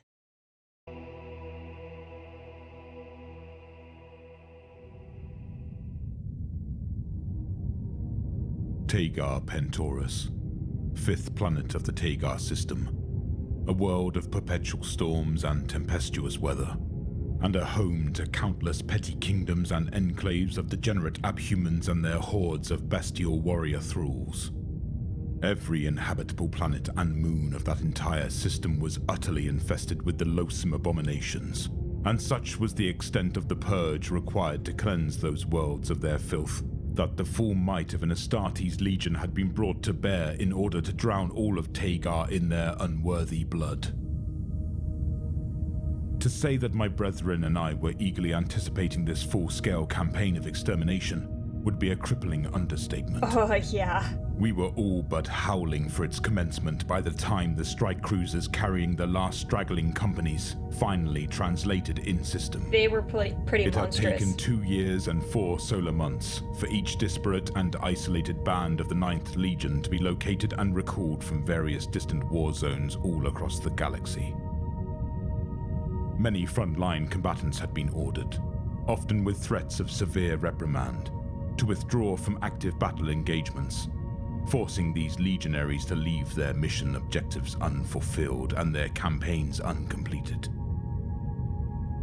The bulk of my own company, the 87th Charnel Reapers, had been in the middle of butchering its way through the human and cybernetic defenders of a star fort, under the control of an arrogant planetary despot who was actively obstructing all attempts made by his governors and ambassadors to peaceably integrate his world into the Imperial fold, when the order to withdraw and regroup had come through. Now, many months later, the dried blood and viscera of those same defenders still soiled our armor as a form of protest, the rancid stench filling the interior of our juddering Stormbird as it ferried us down through the turbulence of a storm-racked Tagar Pentorus. Captain Kyron Kassir, the commanding officer of the 87th at that time, was in a foul mood. As one of his senior sergeants, it had been my fortune to accompany him to the surface of Tagar, as part of an honor guard of veteran Astartes he had personally chosen from amongst the upper ranks of the Reapers. Possessed of volatile humors and a keen appetite for bloodshed, Kassir had endured the agonizing months of inaction as the Legion slowly mustered, with a steadily rising choler. Venting his frustrations in the dueling cages and training halls had done little to alleviate his slaughter lust. Now he paced along the length of the Stormbird's expansive deployment bay like a caged felid, unhelmed, heedless of the craft's violent shudders and tilts, while the rest of us sat secured in our grav couches, checking and rechecking our weapons as intermittent strobes of lightning lit up the armor glass viewing slits. This gathering is an utter waste of time, brothers. Ishidar Asuras has gone too far. Oh no, this is gonna be Cass's great voice for was a all of raw, you. rasping snarl of cold rage as he stalked restlessly back and forth. The Xenos claws and spent bolt casings entwined in his tangled mane of ash-blonde hair rattling against his chestplate as the Stormbird continued to vibrate and shake around us. Seated across from me, Lieutenant Vakaras, Kassir's second in command, also helmless, frowned, causing the livid scar bisecting his narrow vulpine face to further mar his pale features. Ishidar Asuros is Legion Master Captain, as he has been since the unification of Terra, if it is his will that the commanders of the Immortal Ninth meet as one on the eve of the Tagar campaign, then he is fully justified in giving the order. Our Legion has not assembled at full strength since the earliest days of the Great Crusade. Our insular companies have spent too much time apart. This is an opportunity for us to reforge the bonds of our factitious brotherhood and prosecute a war that will be remembered in the annals of the Imperium for centuries to come. Kassir snorted dismissively, his bionic right eye glowing a sinister red in the dimly lit space. There is nothing Ishidar Asuros needs to brief us on, and certainly no lofty speeches concerning unity or camaraderie, which cannot be broadcast to the entire fleet assembly via Pictcast. We should be assaulting Tagar's primary abhuman stronghold, not engaging in pointless palaver with brother legionaries who doubtlessly feel the same as we do. Besides, true brotherhood can only be forged in the crucible of battle, and this is no... Oh, stop grousing like an old man with indigestion and be honest, Kyron, I growled, having quickly grown weary of his endless grievances. You just want to kill. You desire nothing more than to slake your bloodthirst and raise up another mountain of corpses to the eternal glory of the Ninth. Well, brother, so do the rest of us. And so does Ishida Asuros. The Legion Master would not subject his captains to a muster such as this without just cause. This gathering is not a waste of time. If it truly was, it wouldn't be happening. Vakaras nodded in agreement as Kassir rounded on me with a snarl, his fangs bared. We had engaged one another in a brutal bare-knuckled sparring session just an hour prior to planetfall, and my muscles still ached from the savage blows he had inflicted upon me. Well, I was really smart. I was glad I had kept my helmet on so he couldn't see the smile twisting my own scarred features. Though he was my superior by dint of rank, I treated him as the whetstone upon which I perpetually honed my own skills. We were both natives of the man-made moons of Neptune, and had been inducted into the Legion at the same time during the solar reclamation. Yet, despite our common heritage and the begrudging respect we'd managed to cultivate over decades of warfare, we still fought and baited each other like the two neophytes with something to prove. Remind me again, Sergeant Archelos, why I chose you to join my honor guard. Kassir looked as if he wanted nothing more than to split my skull. I smiled again and shrugged my massive pauldrons, a human gesture I'd picked up from the serfs, which signified not knowing the answer to a question. Oh my god. Maybe it's because I'm the only legionary in the 87th with the balls to tell you to shut up when you start questioning orders and speaking ill of your superiors. Captain Kassir. Oh my gosh. Silence. Yep. Then Kassir's perfect. glare morphed into a vicious grin. Yeah. A grin that informed me the next time he and I sparred, we would both be stripped of our armor and wielding screaming chain blades. Perhaps he was about to reprimand me. I'll never know. For at that moment, the pilot made his existence known over the ship's internal Vox speakers. Captain, we have cleared the storm and will be landing at the designated coordinates in 3 minutes and 26 seconds. The Stormbird ceased shuddering as it broke through the cloud cover and leveled out. Kassir strode impatiently towards the rear deployment hatch, calling for a final weapons check. A glimmer of amusement flickered in Vakaras's icy blue eyes. Behind my visor, I licked my lips as I willed my rigid body to relax and my death grip on my chain axe to loosen. I yearned for battle with the same intensity as Kassir, and knowing no foes awaited us on the ground only caused my thwarted bloodlust to seethe in my veins with increased venom. Why had Ishida Asuros ordered the captains to assemble on the surface, when a fleet-wide broadcast or a hololithic conclave could have served the same purpose? I did not want to listen to some motivational speech as if I was a common Imperial Army foot soldier. I was a space marine of the 9th Legion. I wanted to rip and to tear. I wanted to kill. I was a beast with the face of an angel, a blood drinker, an eater of the dead. Ooh, My brethren and I warred across the most benighted battlefields of the Great Crusade. A legion of gore-stained revenants that would not relent or retreat until we had utterly destroyed everything that stood against us. Whereas Primarchs such as Rogel Dawn and Guilliman strove to build up an empire in accordance with the Emperor's grand vision, we left only corpse-choked charnel worlds in our wake. Yes, it is true. He does sound more like a world eater. Also, the chain axe definitely helps that along. The 9th Legion, they were really, really messed up before Sanguinius came along in the book. It was the Sanguinius book. I think it's the Great Angel. He talks about how like bad it was and how hard he has worked to finally get his legion to a place where they're like somewhat okay. Yeah, this is before the Sanguinius came. Sanguinius managed an absolute miracle. You are 100% correct. He worked very, very, very, very hard to get the 9th Legion to a place where they were like, because you think of the Blood Angels as they're like noble and they have like a mysterious like dark side, but like holy cow, they were messed up. They were seriously messed up. And they're incredibly vicious under the surface. They almost, if Sanguinius hadn't come back, I think the Emperor would have cut his losses and just got rid of him. So, no, they're pretty messed up. Yeah, this is technically 30k. This is 30k right now. There's nothing, I think they're, like, kind of in the Great Crusade. I don't know all of the Blood Angels, like, history.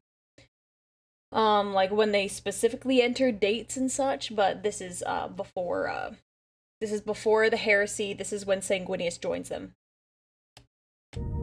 We were spectres, haunting the wild regions at the Crusade's advance.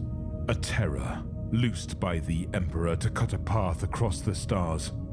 Our hearts possessed of an inescapable darkness that was driving us ever closer to the abyss of madness. There was no light, no hope, only an unremitting existence of carnage and death that could only end with our own destruction. Yet I never lamented or cursed my lot. Mine was an Lamenters uncelebrated mentioned. and thankless duty, but I performed it gladly, caring nothing for the future consequences. For as long as blood needed to be spilled, I was contented. Yes. I mean, that's not really Tagar good, Pentorus, fifth planet of the Tagar system. A world of perpetual storms and tempestuous weather. And upon an open, muddy expanse of her rain-lashed hide, we assembled. The grim captains of the immortal Ninth and their chosen warriors gathering together as one, heeding the summons of our Legion Master.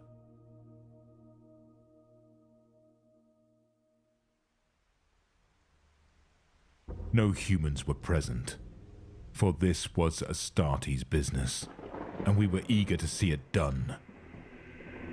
Upon Tagar we mustered.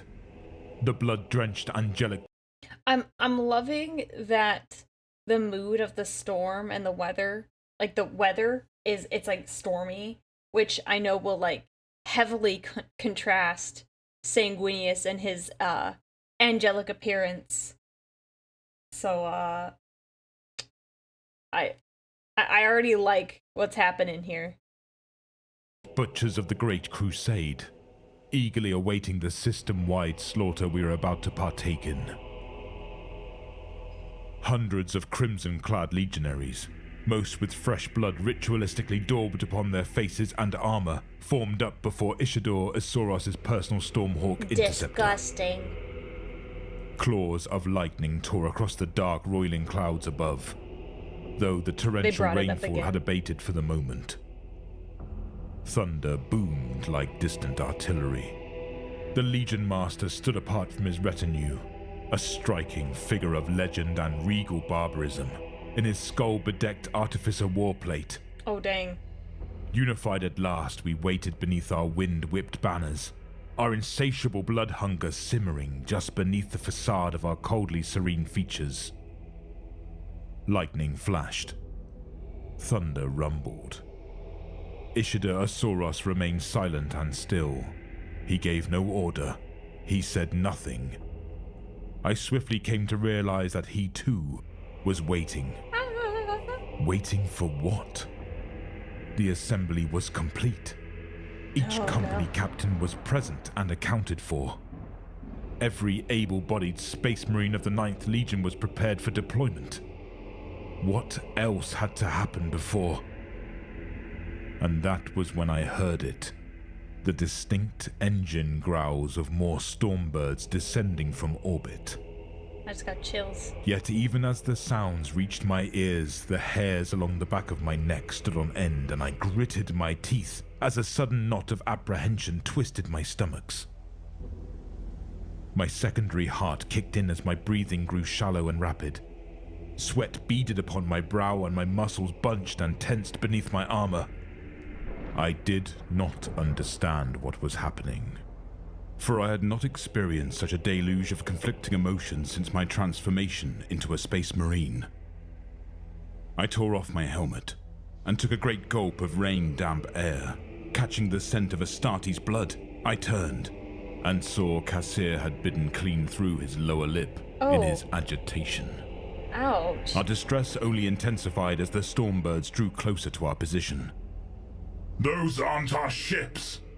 A legionary somewhere behind me cried, and a second later, I saw that the approaching craft were liveried in bone white and bore the emblem of the 16th Legion. Yeah, because these transports Sanguinius was hanging out with Horus before he joined his legion. belonged to the Lunar Wolves. The legionaries of Horus Lupercal himself were disrupting our assembly. I was not briefed concerning this.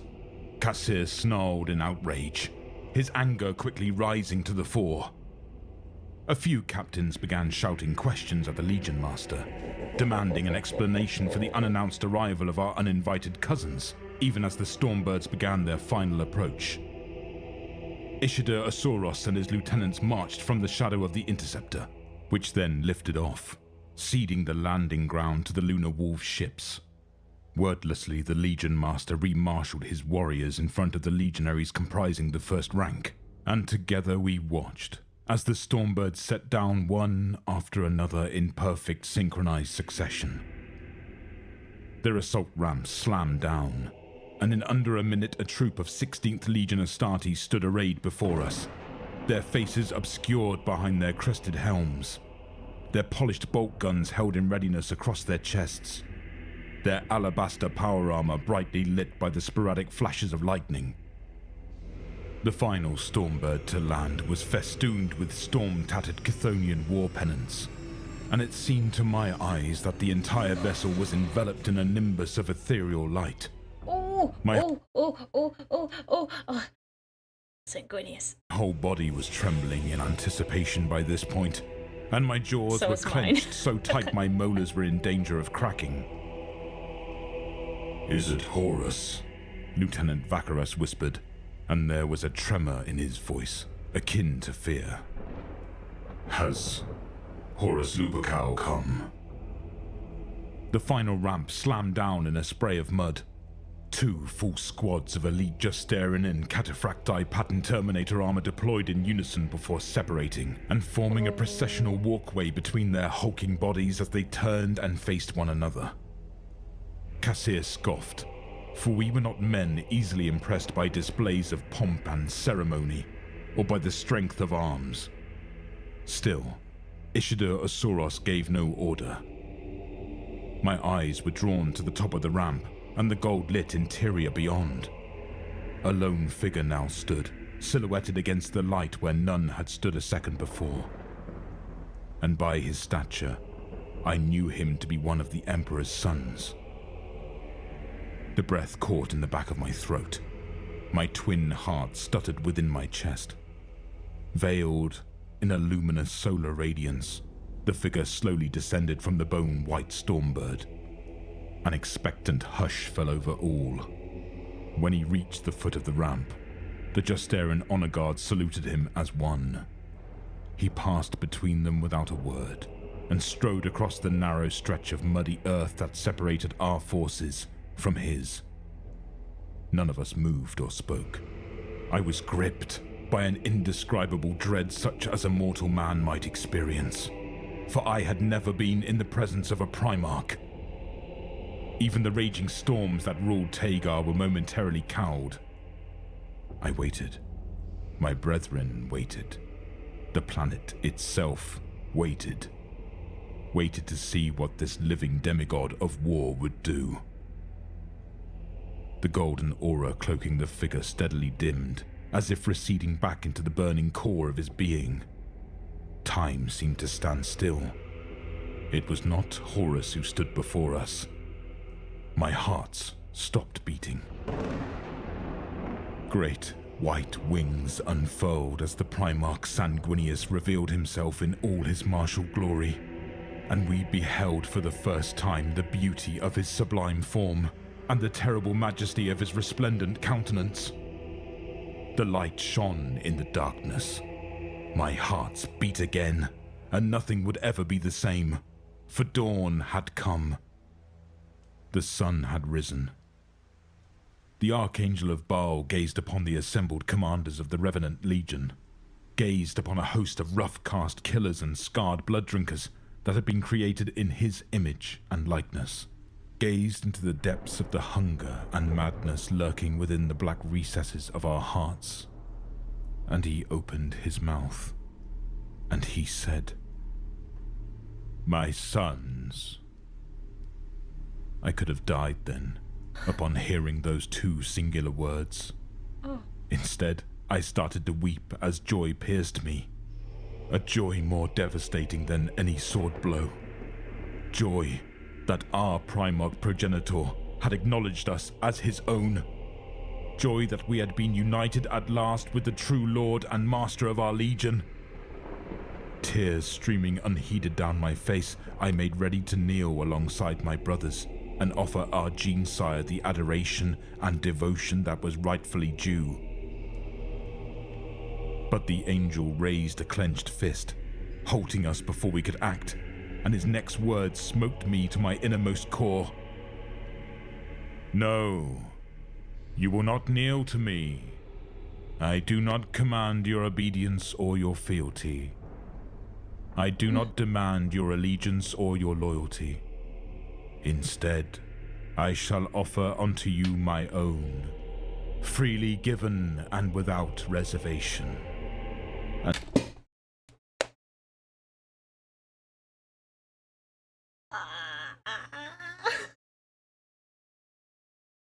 My Oshi.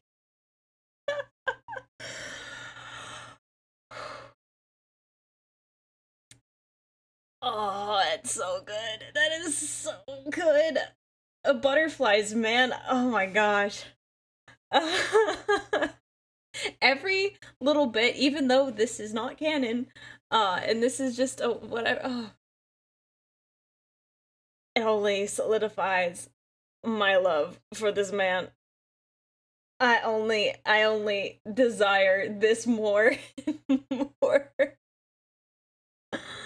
Oh, okay, I'm kind of warm. Hang on, I gotta take my... It's kind of hot right now. Is it warm in here? Is it just me? I'm sorry. There's something... Oh gosh, okay. There's something about a man coming in and taking responsibility for his kids. I'm sorry. Look, sorry, that's really attractive. Come on, that is very attractive. Okay. Hydrate, okay.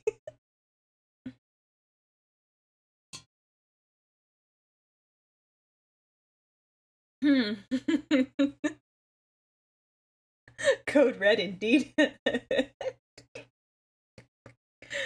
I'm sorry. Okay, let me tell you like it is. It's not every girl is like this. But I can say there is something about how do I want to put this in the right way so you can understand how exactly this feels. There's something about a man who is in control of himself and is willing to take responsibility that is so incredibly attractive. At least from my standpoint. I think other people, like even in a non-romantic sense, can be drawn to them because of their personality and that they I cannot put it I can't put it in the right words, but it's not just like, oh man, this man is hot. Like, it is also it's a huge part of the personality too. 650 Luck, thank you so much for the community subs. Thank you very much. Make sure you say a huge thank you And welcome to those of you who just joined the Legion. Yeah, he's the dad who stepped up. He's not a stepdad. See, yeah, it's... I get it. It's the feeling of treating your soldiers like your own sons. They'll follow you to the deepest abyss. Yeah, and just that he doesn't expect anything. I mean, he might have some expectations deep down, but, like, that's also very attractive as a leader, that he's not... Like, you should have expectations, but the fact that he is putting himself not below the... I'm sorry, I'm so flustered. I'm so flustered. That was really... makes me only like him more and more and more and more and more.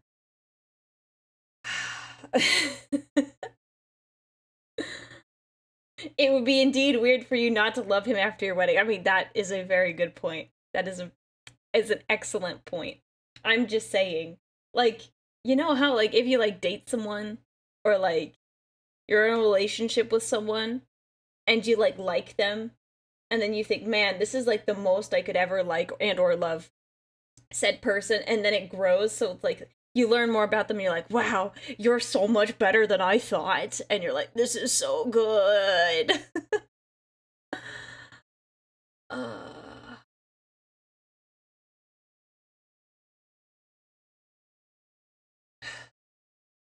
This is a good stream. This is such a good stream. Sanguinius was so loved that even 10,000 years after his death, his sons miss him. I miss him too. I miss him too. Okay, we're gonna continue because I think that's enough fangirling for a day. I'm sure I'll pause it again. We got 10 minutes, but I guarantee I'm gonna stretch it to like 45.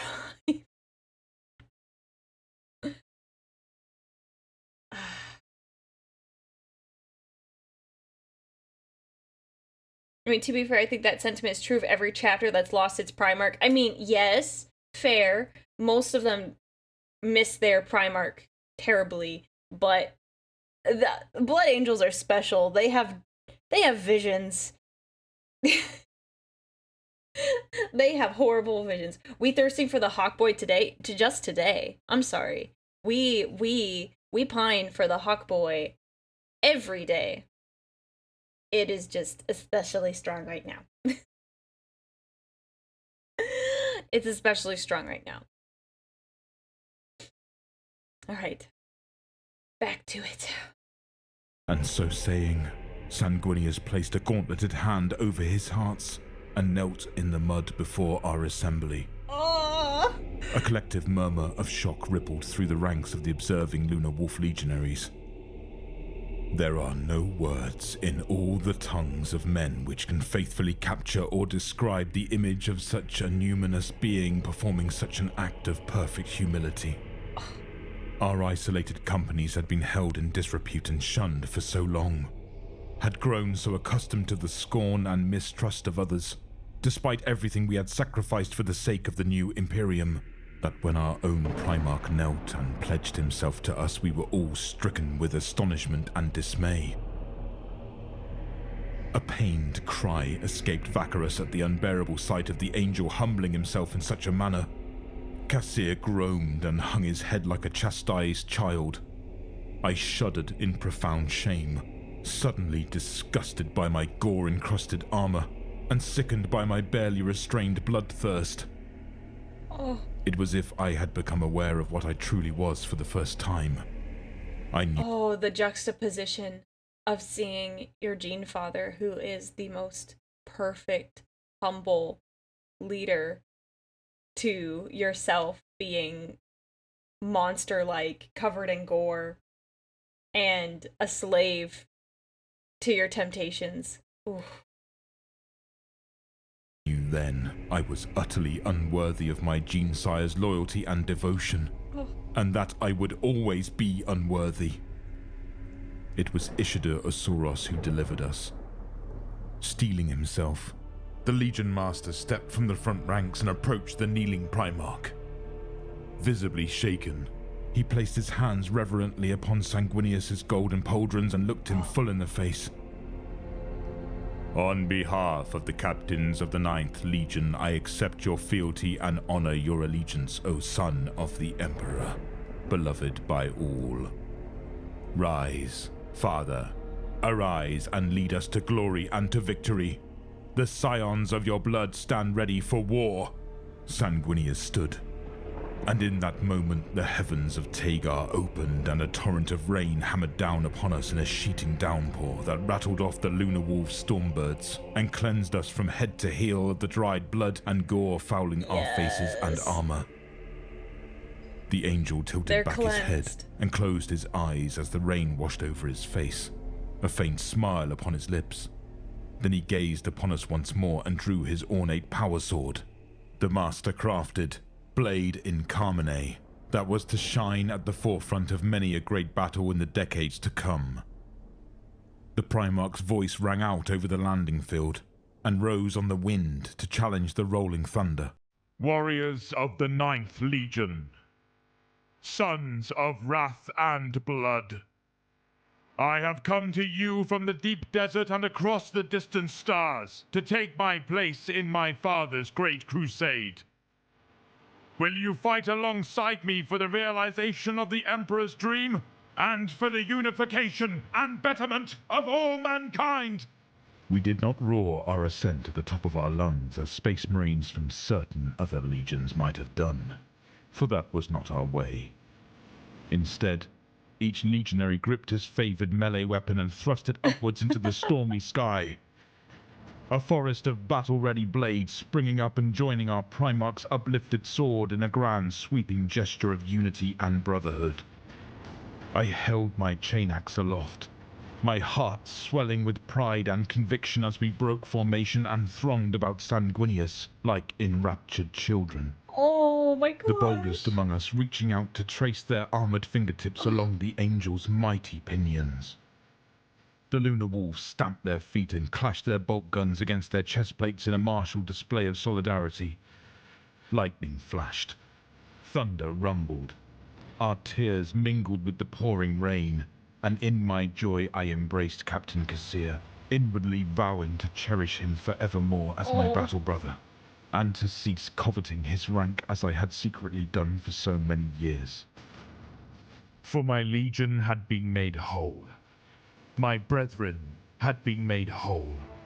I had been made whole. The 9th's first steps along the path of its gradual rebirth had been taken. Our Primarch, our father, had come to us at last. The light had shone in the darkness. Hope had dawned. The angel had descended.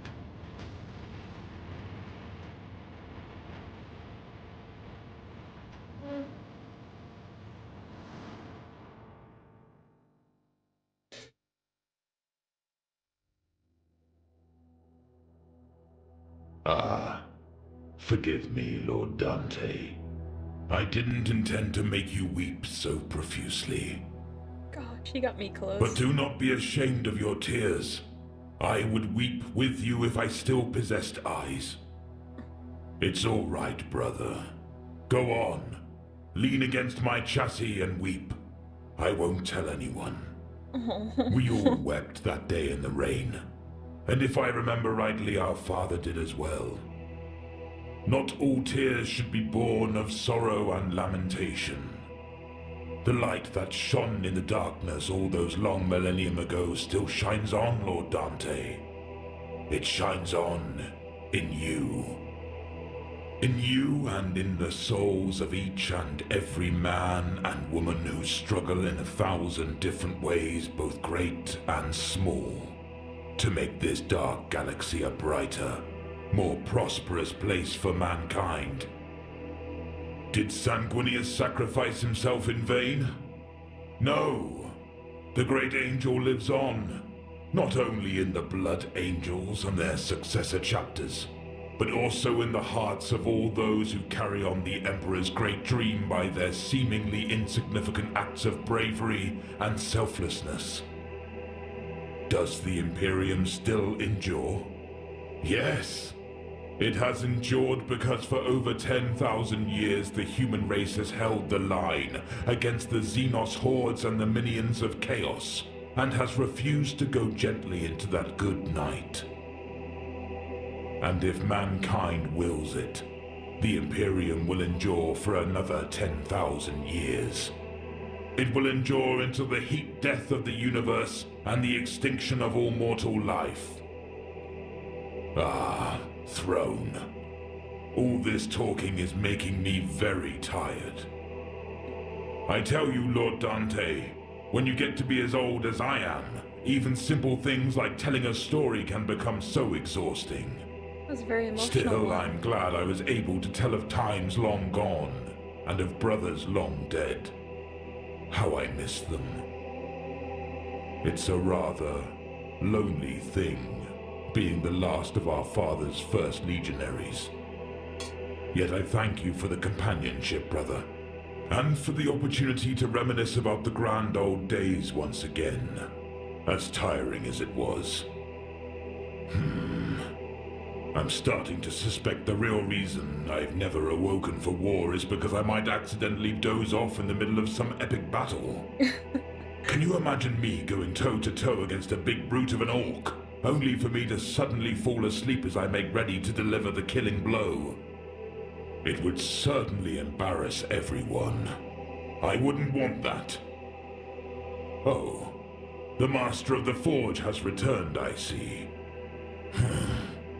I suppose this is farewell then, Lord Commander Dante. I may never speak with you again in this life, but know this, brother. As long as the light continues to shine in the darkness, Sanguinius shall never truly die. As long as his sons hold true to the honor and the nobility he worked so hard to revive and nurture within us.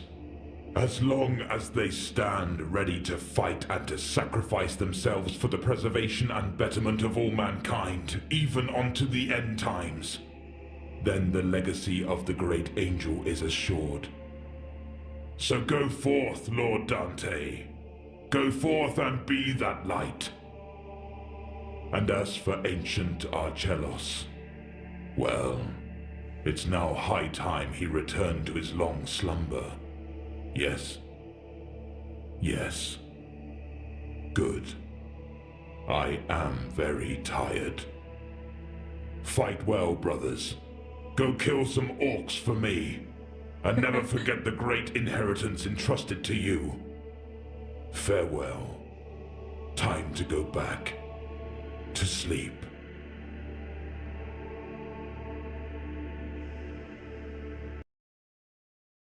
Very, very good. Ugh.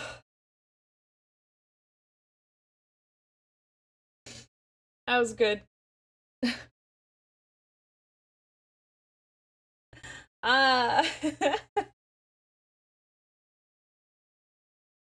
Was very, very good. Wow. I hope Dante left feeling very, very inspired. Glad you enjoyed this. It was one of many who recommended it. I would check out his Lamenters stories. I did watch, oh, I forget who did it, but I did watch one Lamenter video. It was a while ago. Oh gosh. Let's see. Vox and the Void, they did Lamenters. Is that correct? One second. Let's see if we can find Lamenters. We'll do one episode because it sounds good, and you know what? We'll get all the tears out.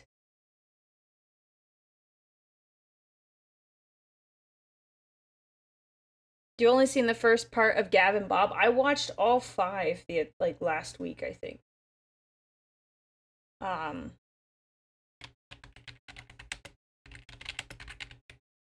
Let's see.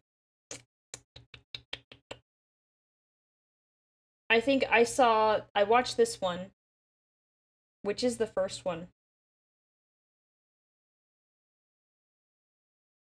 Because we have Shame and then we have Don't Go, but I don't know which one I should watch first.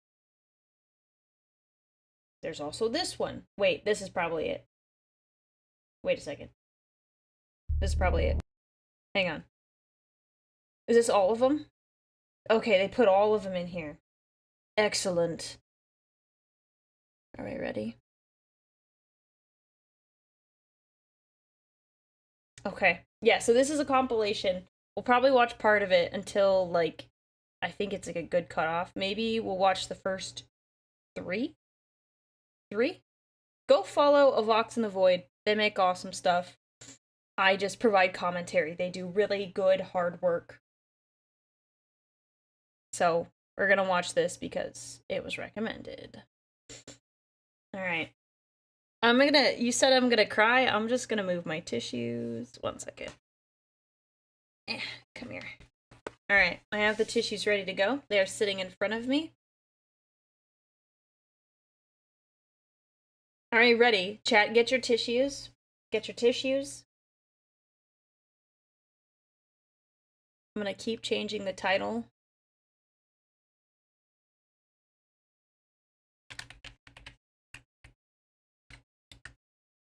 See? Just gonna keep changing the channel name. Done. Okay. Alright. I think we are at the beginning. Alright, get ready to cry.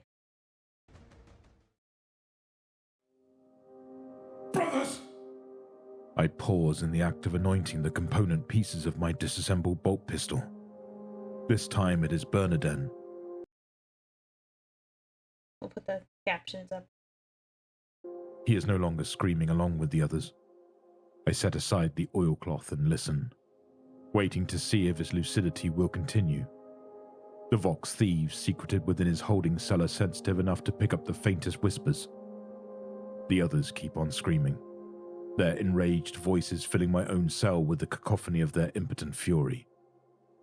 Out of necessity, I filter them out with my lineman's ear, focusing solely on Bernardin's voice, waiting, hoping, dreading. Brothers! Sergeant Liar! Why am I here? Where is my squad? Why have I been imprisoned? I rise quickly from my workbench, don the grim, skull-faced helmet of my order, and step into a dark, vacant corridor. This is not Each good. side lined with 10 holding cells. 8 are currently occupied. Through the reinforced bulkheads, I can hear the lost roaring and raging as I pass. Some cry out challenges and denunciations in ancient, Baal-like dialects. Others bellow curses and threats in antiquated variants of Gothic that have gone unspoken in the Imperium for millennia. The spiritual miasma of their collective insanity presses in about me, but my mind and soul are as armored as my body, and I remain untouched by their madness. Bernardin is quiet as I enter his cell. The former Assault Marine's battered warplate has been repainted black and marked with crimson saltires in accordance with the ancient traditions. He sits upon an outsized interrogation throne built to withstand the struggles of an armored Astartes, his limbs secured by adamantium shackles thicker than my forearms. I do not have much time before his mind is plunged back into its inescapable delusions. I go to him and remove his helm. He blinks up at me, his cheeks stained by bloody tears, his eyes filled with confusion, horror, and pain at his predicament. Chaplain Valorant! Why am I here? What has happened to me? Where is my squad? I reach out a gauntleted hand and smooth back his unkempt hair as if attempting to soothe the distraught child. Always he asks the same questions, and always I must give the same answers. The Black Rage has claimed you, brother. You are being confined here for the safety of those around you. Your squad still lives, though it is Amand who leads them now. Sergeant Liar fell on Narius II while breaking a line of mutant cultists. You were also there, aiding your brothers as part of the Death Company. Under my guidance, you and the rest of the Lost tore the cult leaders apart. You still serve the Emperor Bernardin, just not in the way you did before. He bares his fangs at me, anger and grief contorting his tortured features. I have no memory of Narius II. I was on a ship. A terrible ship, twisted by chaos, corruption, and filled with demons and traitors. It is the vengeful spirit. You are reliving the final battle of our Sire. Your mind is consumed by the last memories of Sanguinius himself. When the rage takes hold, you no longer remember who you are, nor can you heed the voices of your true brothers. How long? He demands, his voice thick with horror and despair. How long have I been in this state? Tell me! Since the liberation of Slaughterhouse 3. I say sadly. And have I harmed anyone? Have I spilled the blood of the innocent? No. I lie. Oh no. We were able to subdue you before you could attack the serfs. Here, brother. Drink. Your throat must be parched. In an effort to distract him, I hold my canteen to his lips. Bernardin guzzles the water greedily, overcome by simple thirst. I stroke his hair, hating the need for deception. During the liberation, he had slaughtered 17 battle serfs once he had finished butchering the orc boarding parties who had tried to storm the corridor he had been holding.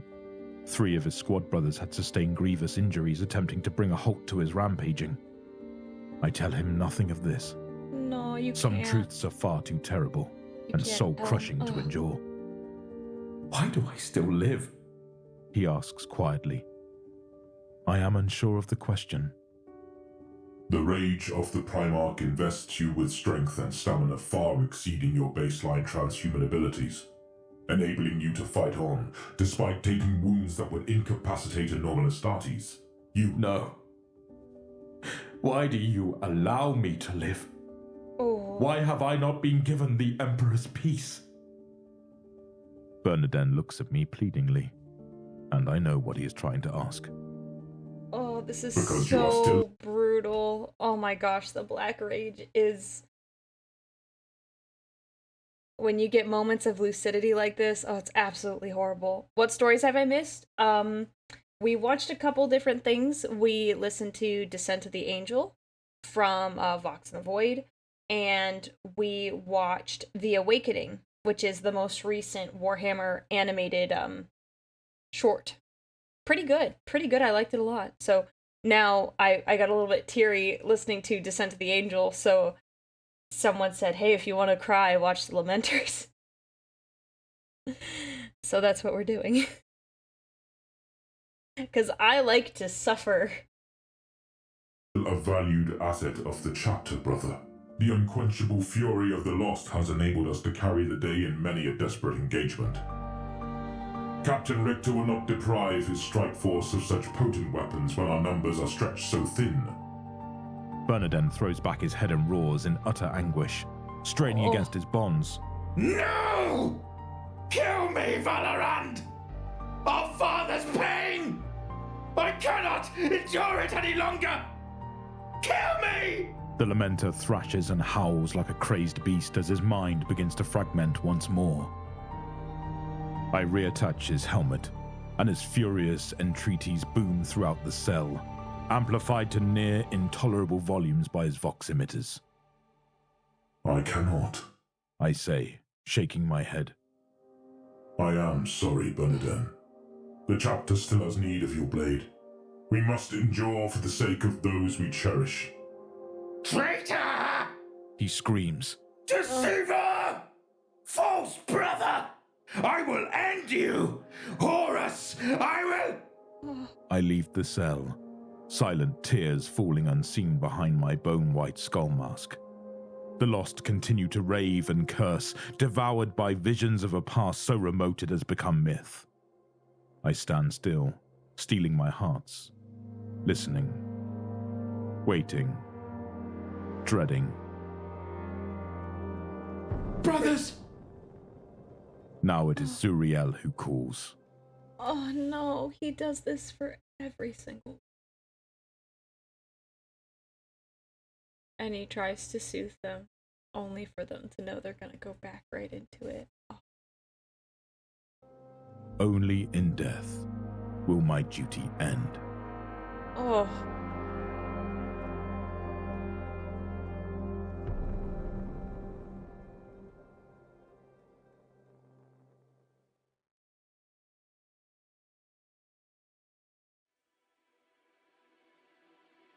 Why, Richter?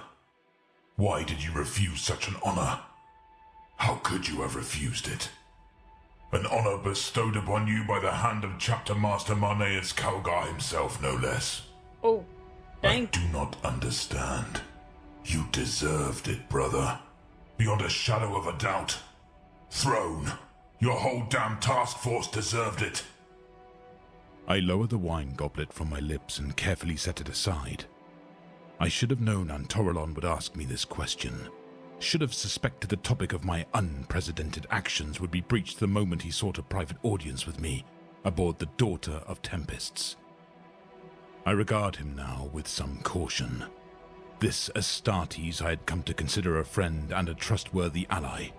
The Marine's errant captain stands before me, adorned in ceremonial battleplate.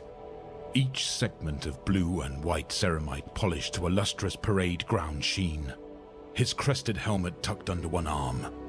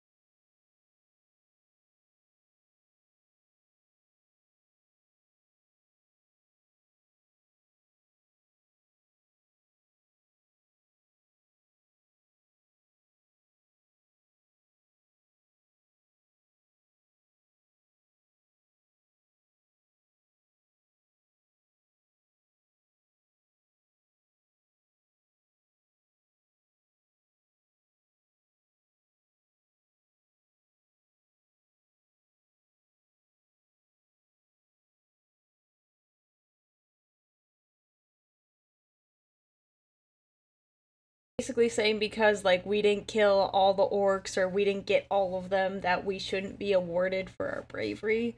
I don't know, man. I don't know, man. Look closely and tell me what you see. The Marine errant gazes analytically at the revolving image of a planet laid utterly to waste. His grey eyes narrowing as he tries to puzzle out whether or not I am asking him a rhetorical question. It does not matter. I already know what he is going to say. He will never see what I see.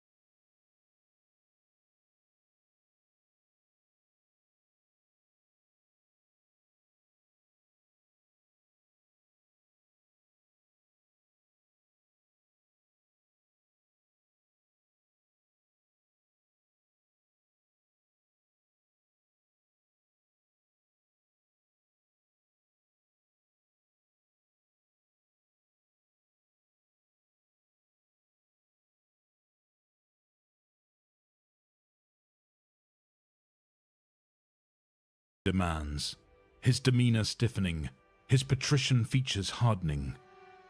What failure are you speaking of? I see nothing. When I gave the order for the seismic charges my battle brothers had planted in the depths of Slaughterhouse 3's mines to be detonated, I signed the death warrants of nearly 3 million mortal men, women, and children. I roar in anguish, unable to maintain my composure any longer. Were those enemy assets blaspheming heretics Antorelon? Were they malcontent rebels seeking to cast off Imperial rule? Did they kneel in secret before obscene altars and lift up their hands to supplicate false gods? No! They were slaves. All of them. Prisoners, captured during raids on dozens of worlds along the eastern fringe, and funneled by their hundreds of thousands into the planet's mines to work until they perished. When I petitioned Crusade Command to be granted leave to attack Slaughterhouse, I did so in order to effect liberation, not merely to deny the Orcs a resource-rich world. I pause in my tirade and take a deep, forceful breath, running a trembling hand across my saliva-wet mouth, blinking in alarm as pulsing tendrils of the brightest crimson begin to writhe across my vision. Heedless of my dignity, I fall to my knees, clawing at the carpet as I struggle to regain control of my emotions. Both my hearts are hammering, fit to burst, and my strained muscles are slick with sweat. I grit my teeth in agony, wishing desperately I was in the crucible of battle once again, drowning my unceasing sorrows in oceans of Xenos blood. Red-tinged tears course freely down my cheeks. Unsettled, the Marine errant backs away, his free hand dropping instinctively to his holstered bolt pistol. I would be... Concern and revulsion warring across his face in equal measure. But you did liberate the Maneus. They all died as they wished to die, as free men and women, thanks to the sacrifices of your task force. Despite his own alarm, Antorelon still attempts to console me now that the full extent of my inner turmoil has been revealed. You could not have foreseen you would end up freeing such a vast number of slaves. It was no fault of your own that you did not have enough ships to evacuate them all, or that the Orc reinforcement fleet would not give you the needed time to do so. No one blames you for failing to save them all, Reichter. No one except yourself. The Lord Calgar wanted to award you with an Iron Halo in recognition of what you did manage to accomplish. Contrary to the rumors, he did not offer it as a consolation prize, nor to assuage his own guilt for refusing to provide assistance. Rumors? What? Rumors?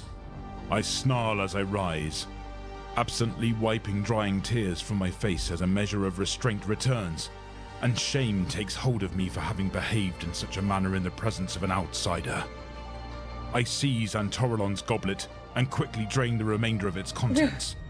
The spiced honey wine cannot intoxicate me, but the taste is pleasant, and the simple act seems to reassure my wary ally. Now it is the Marine errant's turn to be gripped by anger and frustration. An Iron Halo is an honor that cannot be so bluntly turned down, Reichter. Yet you have done so. Rumors are making inroads. Dark rumors. What? Because you declined to give a concise reason for refusing the medal, many Astartes amongst the other chapter forces, and more than a few Ultramarines, feel aggrieved and slighted on Calgar's behalf. Some are saying you did it deliberately, to insult the Lord of Macragge for refusing to lend further assistance to your mission, despite him agreeing to it. Others are claiming your actions were motivated by arrogant pride, that such an honor bestowed by the hand of the greatest of living chapter masters was not good enough for the daring Lamenter captain, who had achieved one of the most strategic victories of the entire crusade by the skin of his teeth. A few bastards have even held forth that Calgar offered you the Halo out of guilt for not providing you with additional support, thereby unknowingly depriving the Ultramarines of their chance to partake in the glory. my gosh. And So Toralon many sighs politics. and shakes his head. All I want is to know the truth of the matter, Aeneas. I see now that the halo means nothing to you. Yet I know you are a man whose hearts are devoid of arrogance, and I've nearly come to blows with several naysayers in the defense of your honor. Oh, dang. Will you not entrust me with the truth, brother? Will you not just tell me why? I make my way to a chair and collapse into it, feeling as worn and weary as my battered battle barge. And Toralon relaxes somewhat, and removes his hand from his sidearm. Rumors. Of course there would be rumors. Of course they would reach the ears of the Marines errant. Of course my ally would seek to defend me against slander and unjust accusations, even though the Ultramarines are his chapter's progenitors. The captain is a worthy friend, one I do not deserve. I will tell him the truth. I will confess it to him, though doing so will cause us both nothing but pain.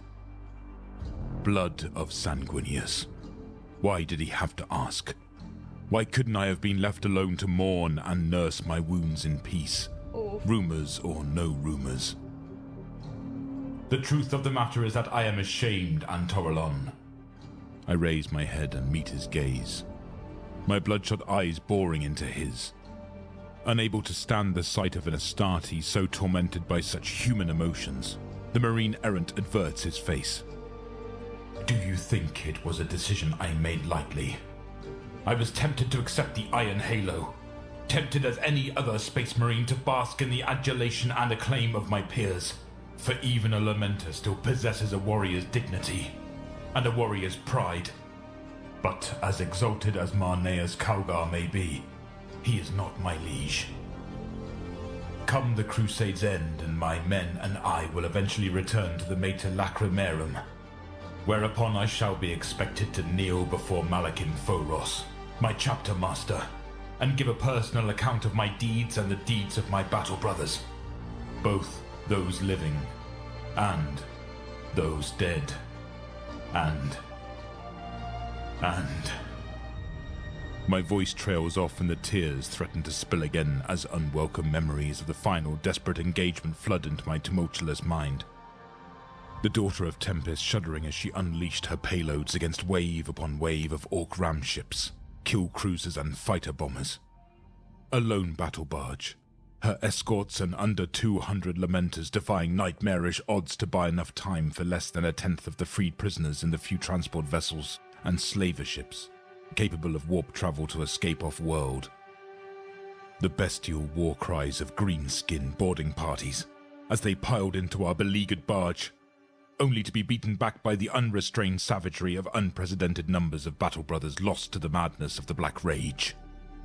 The last signal received from the men and women still stranded planet-side imploring me to grant them a merciful death so that they might never again be the pawns of vile Xenos. The surface of Slaughterhouse 3 consumed in great tectonic upheavals as hundreds of seismic charges are detonated deep within its mines and tunnels. Scores of yellow armored bodies lying lifeless in corridors choked with the rent remains of butchered orcs. A victory that is also a defeat, and a defeat that is also a victory. All of this and more I must relate to Lord Phoros upon my return. If I return. And Aeneas? And Toralon's voice is a low murmur. He is still making a point of not meeting my eyes. I push the intrusive recollections from my mind and all but spit the exact reason for my refusal at the Marine errant's feet.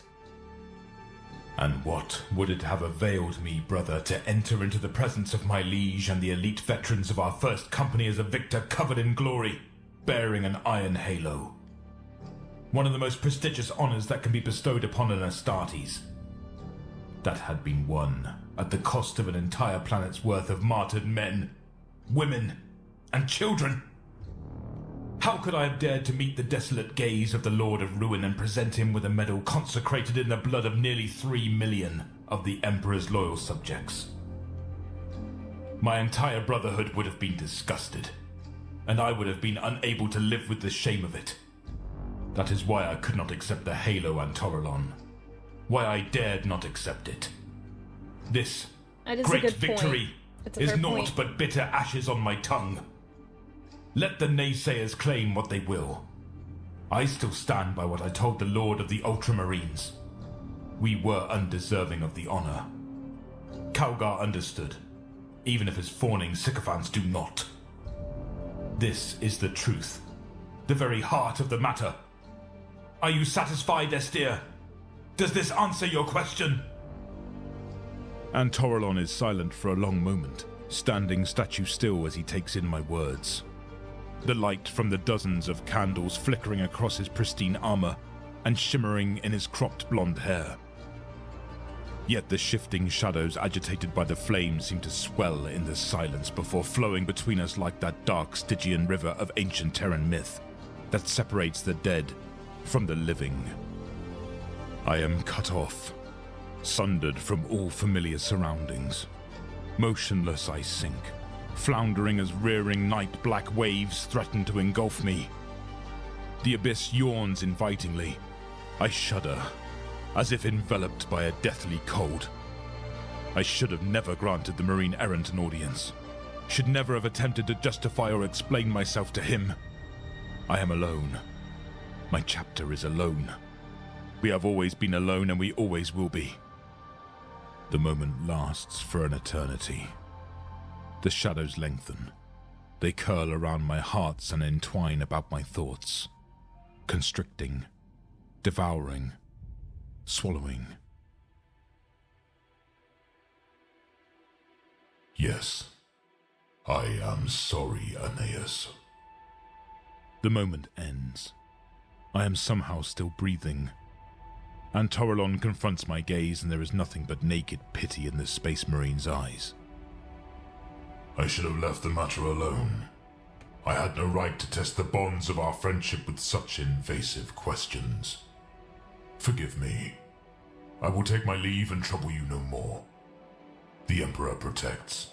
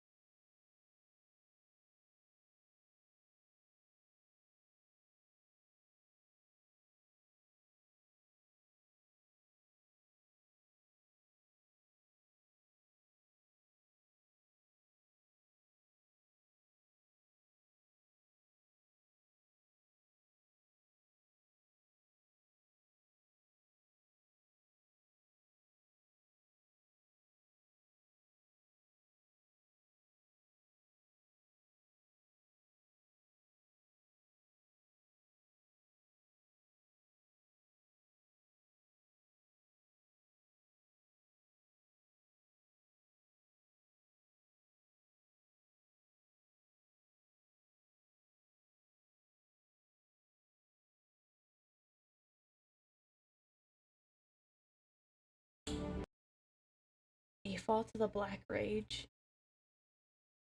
Oh no.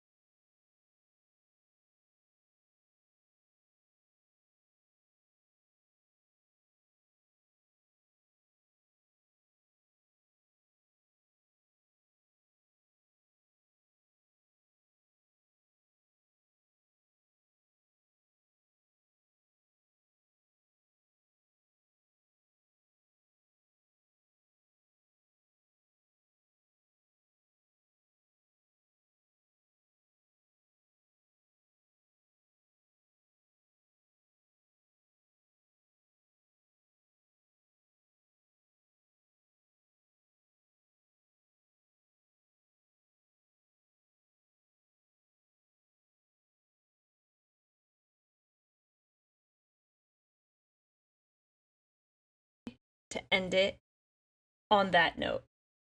Like, I don't want to watch anymore. I just want to chat. I want to vibe. I'm going to talk about these. That's what I want to do. I don't want to cry. We're going to chat now. We're going to chat now. Because that was too wholesome of an ending. We have to cherish that. That was too good. That was too good. Let's chat for a little bit. Because I think that'll be fun. That's a good one to end on, and I am fully anticipating for the next ones, whenever we watch them, to be absolutely brutal. They will be brutal, I can tell. It was very good. There we go. Yeah, I didn't know that was their cry. For those we cherish, we die in glory. It's very good. It's Lamenters, it's gonna be sad, I know. So the next three are just gonna be really, like, heart-wrenching. So, you know, it's fine. Did it go through? Oh. I'm so sorry. I have to fix a few things.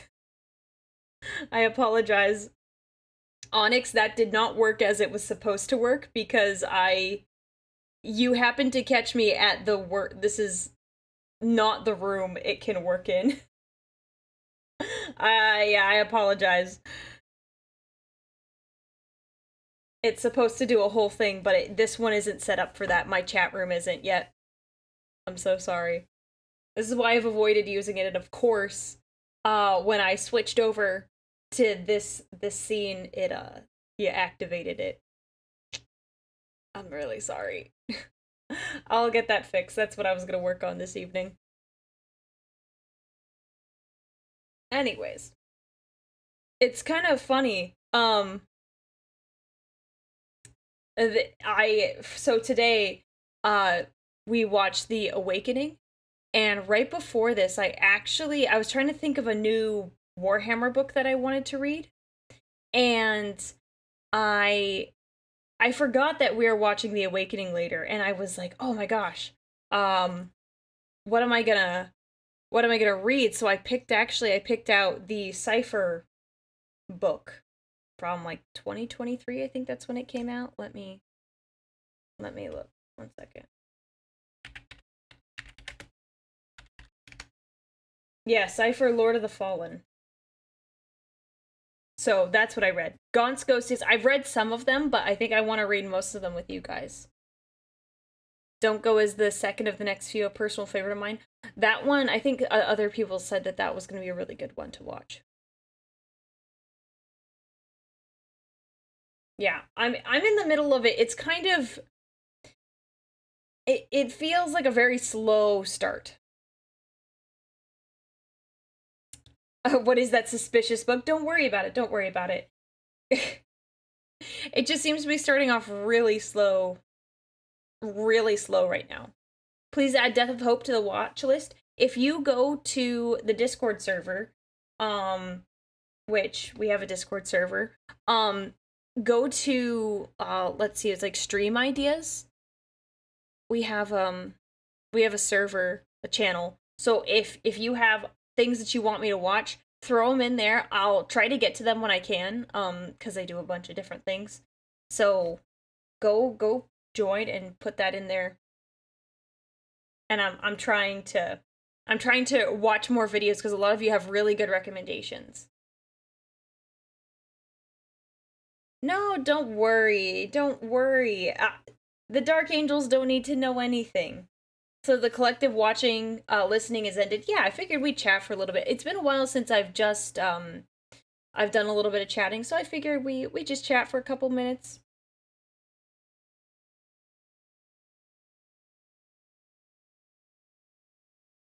But yeah, feel free to put your video recommendations in there.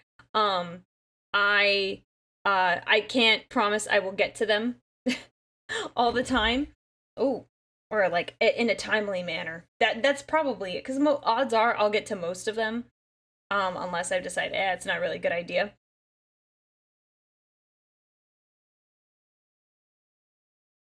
Do you expect us to wait for 40 millennium for you to get to our recommendations? Because we will. I'll do my best. I will do my best, don't worry. So I picked out that, the Cypher, Lord of the Fallen, and then, well, it's because I was originally looking at a Mortarian book, and then I was like, I don't want to read that, so I picked something that I thought would be more enjoyable.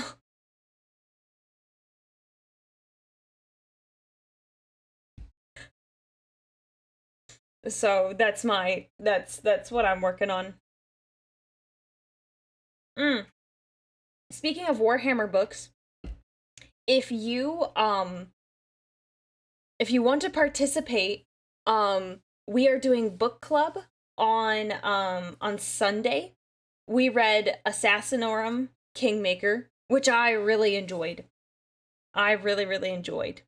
Let's do a poll on which suggestion you'll do first, but there's so many suggestions, that would be like an insane poll. Don't worry, I will do my best to get to them. Vagabond, thank you for the super chat. I wasn't doing too well mentally today. That last story really helped. Oh, I'm sorry you didn't have a good day today. I'm glad it helped. It was a very sweet ending. I was expecting it to get worse. It's Warhammer. 95% of the time it gets worse. It just gets worse. So I was relieved that it was so chill. So I hope you have a better day.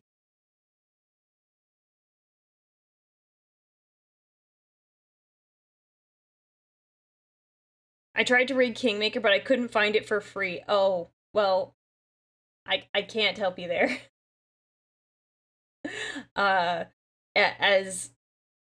Yeah, I can't help you there. Yeah.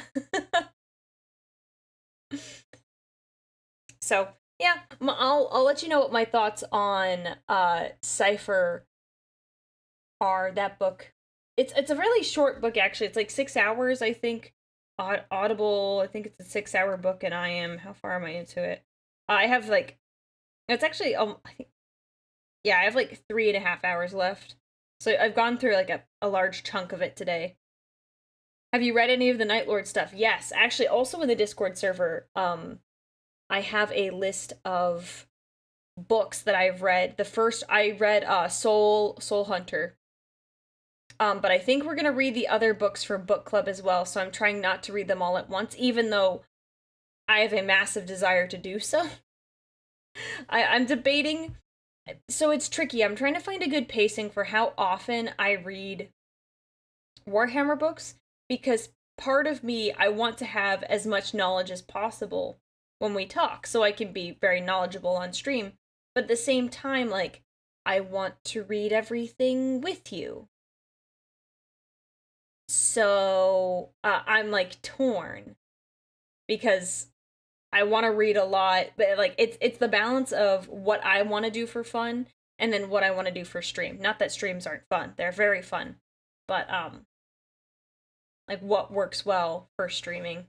So, I just decided to pick up another book. It's like, yeah, let's just read the stuff I like, and you know what? It'll make for good content later. I think that's kind of what I'm leaning towards at the moment. Yeah. Just trying to find a good balance. Why not just unironically host a surprise book club every now and then and keep us on our toes? Like, because I like the conversations we can have about the books. Also, it's one thing to, like, have a conversation, like, group book club is one thing, but when I am actively, like, talking about a book that other people may not have read, it feels like a lecture. And, like, I can give lectures, I can do that, but they're not as fun. Because I really enjoy engaging with you guys, with chat. I really like having those conversations, the back and forth. I really enjoy that. And and I don't make it seem like a lecture, because I just have like a PowerPoint generally, and then I do like a synopsis of the book. So it's not like it's a lecture, but it feels like that for me, because I'm the only one talking and all of you are just listening.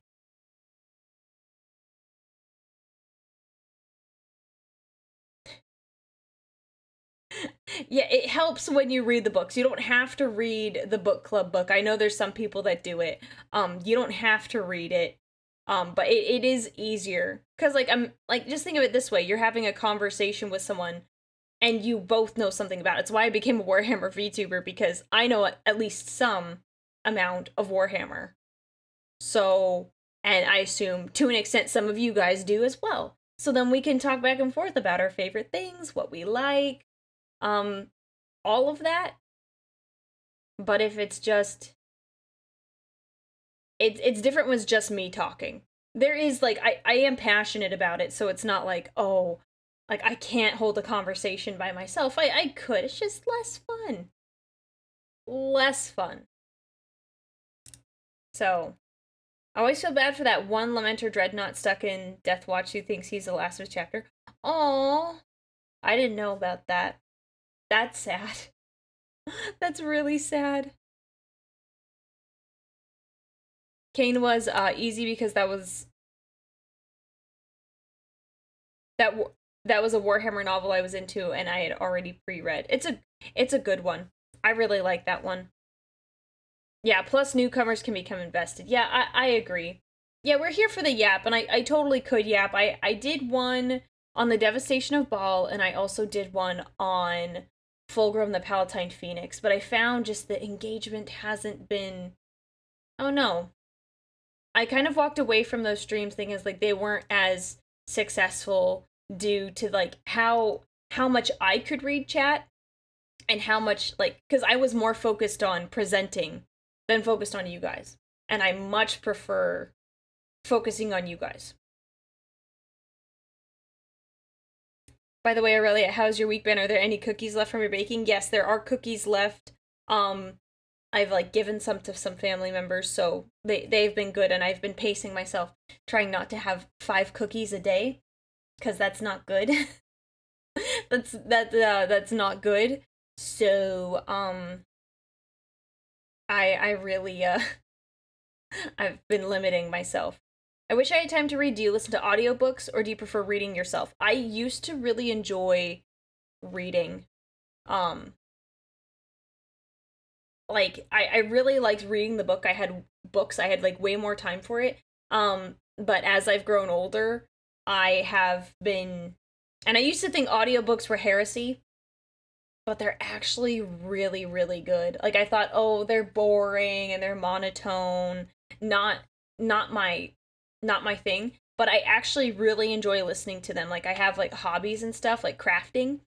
So like I'm just doing stuff with my hands the whole time, and I can listen to the audiobooks while I work on those things, especially if it's like mindless, like a mindless task that I don't need to use my whole brain for it, then I can listen. Or like I like to listen to them when I drive. Yes, me too. So if I'm driving to work, or if I'm driving to the store, wherever I need to go to run errands for the Emperor, I listen as well. It helps. Sometimes I need to like refresh every once in a while, because I don't always, like sometimes I get worn out on audiobooks. I'm like, okay, I've listened to a lot of like audiobooks, and then I'll like switch for like a week or so and I'll like listen to some music. But I kind of realized lately I've been kind of I've been a little more burnt out on the Warhammer books, and I was like, why is that? Because I'm listening to a lot of music lately. I'm like, why is that? And I'm still not quite sure why. So I'm just trying to listen to more and like find I think like enjoyment in them outside of streaming, because I think I was a bit like I enjoy the Warhammer books, but like listening to them for the purpose of streaming, it like took the fun out of it than when I wasn't streaming and I was just listening to the books. So yeah, it is a bit of a Warhammer overload. I agree. since, you know, that I talk about it at least 4 days a week. So I think like having a little break and then coming back to it. And I think just listening to the stories I want to listen to. So, some are fantastic, like the Night Lords trilogy. Oh yeah, that I love the first one. I need to keep going. Emperor, we're out of milk. Send out one of the custodians to get the stuff. Aurelia's stuck in the traffic. Yeah. Oh my gosh, there was. Oh my gosh, traffic today. I thought I was gonna get home, and it took me like 3 times as long to go to the store. I wasn't happy about it. I was like, ugh. But at least I got to listen to the audiobook. So that was like the saving grace of the whole thing. Yeah, turning a hobby into a job or like being forced also drains some of the fun. Oh yeah, it does. And I still have fun. Like, I think I have more fun here than I would at an actual job. Or I had another hobby that I was able to monetize.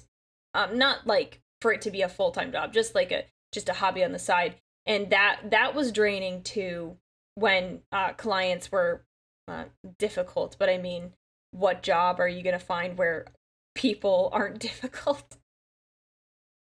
So no, but this one is like way more fun. I find like the joy in it is only dropped like marginally. And like I noticed it just now, so it's not like, oh my gosh, I hate this and I hate streaming. No. It was just like, oh, I'm a little burnt out on Warhammer sometimes when I wouldn't expect to. So we're all good. It's all good. I think once I like kind of pick out more books that I have more fun. What, you paint minis on the side? No, actually, I've only ever painted 2 minis, and that is Trajan Valoris, which I need to finish painting him.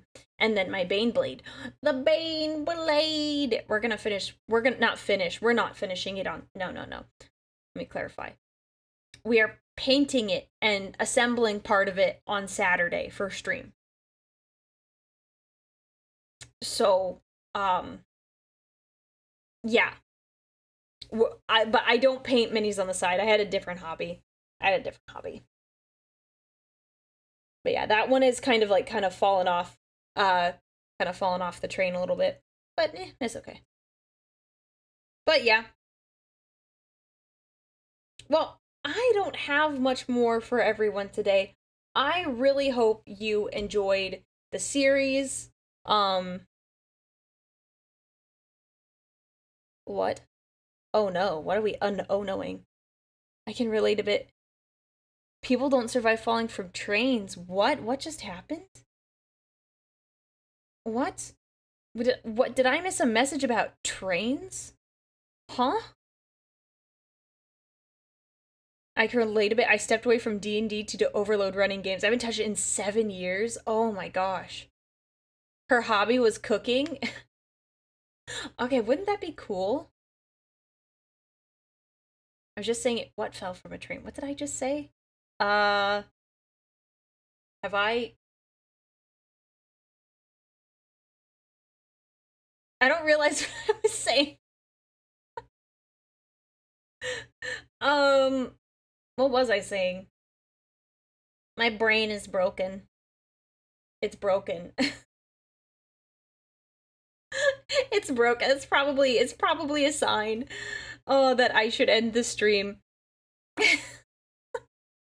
I don't know. I saw train and I was like, train, huh? What? Anyways, thank you everyone for joining. Oh, maybe, you know what we should do? We should see if, let me see if there's anyone that's good to raid. We raid someone today? Oh, okay. Halbernot is on. Let's raid. I haven't done a raid in a hot second. I feel a little bad about that. Let's raid Halbernot. So I'm gonna send Twitch through first. 1 second. I'm gonna figure this out. Raid. I'm getting better and better at this. Halbernot. That guy. Yeah. Okay. All right. I will be there in a second. YouTubers. So we're gonna start a raid. Get in the raid. And then let me do it from the YouTube side. So I will catch you later. I will catch you later, Twitch. Okay. Hi, YouTube. 1 second. We are going to raid him on the other side. Details. 1 second. Wait, am I in the right section? No, redirect. 1 second. There we go. We're gonna raid on the YouTube side. Alright. Alright, everyone, we're gonna raid on the YouTube side. Thank you, everyone, for coming. Well, I guess I'll see you on Friday. We're gonna play some Space Marine 2. Should have told them that. So, thank you, everyone.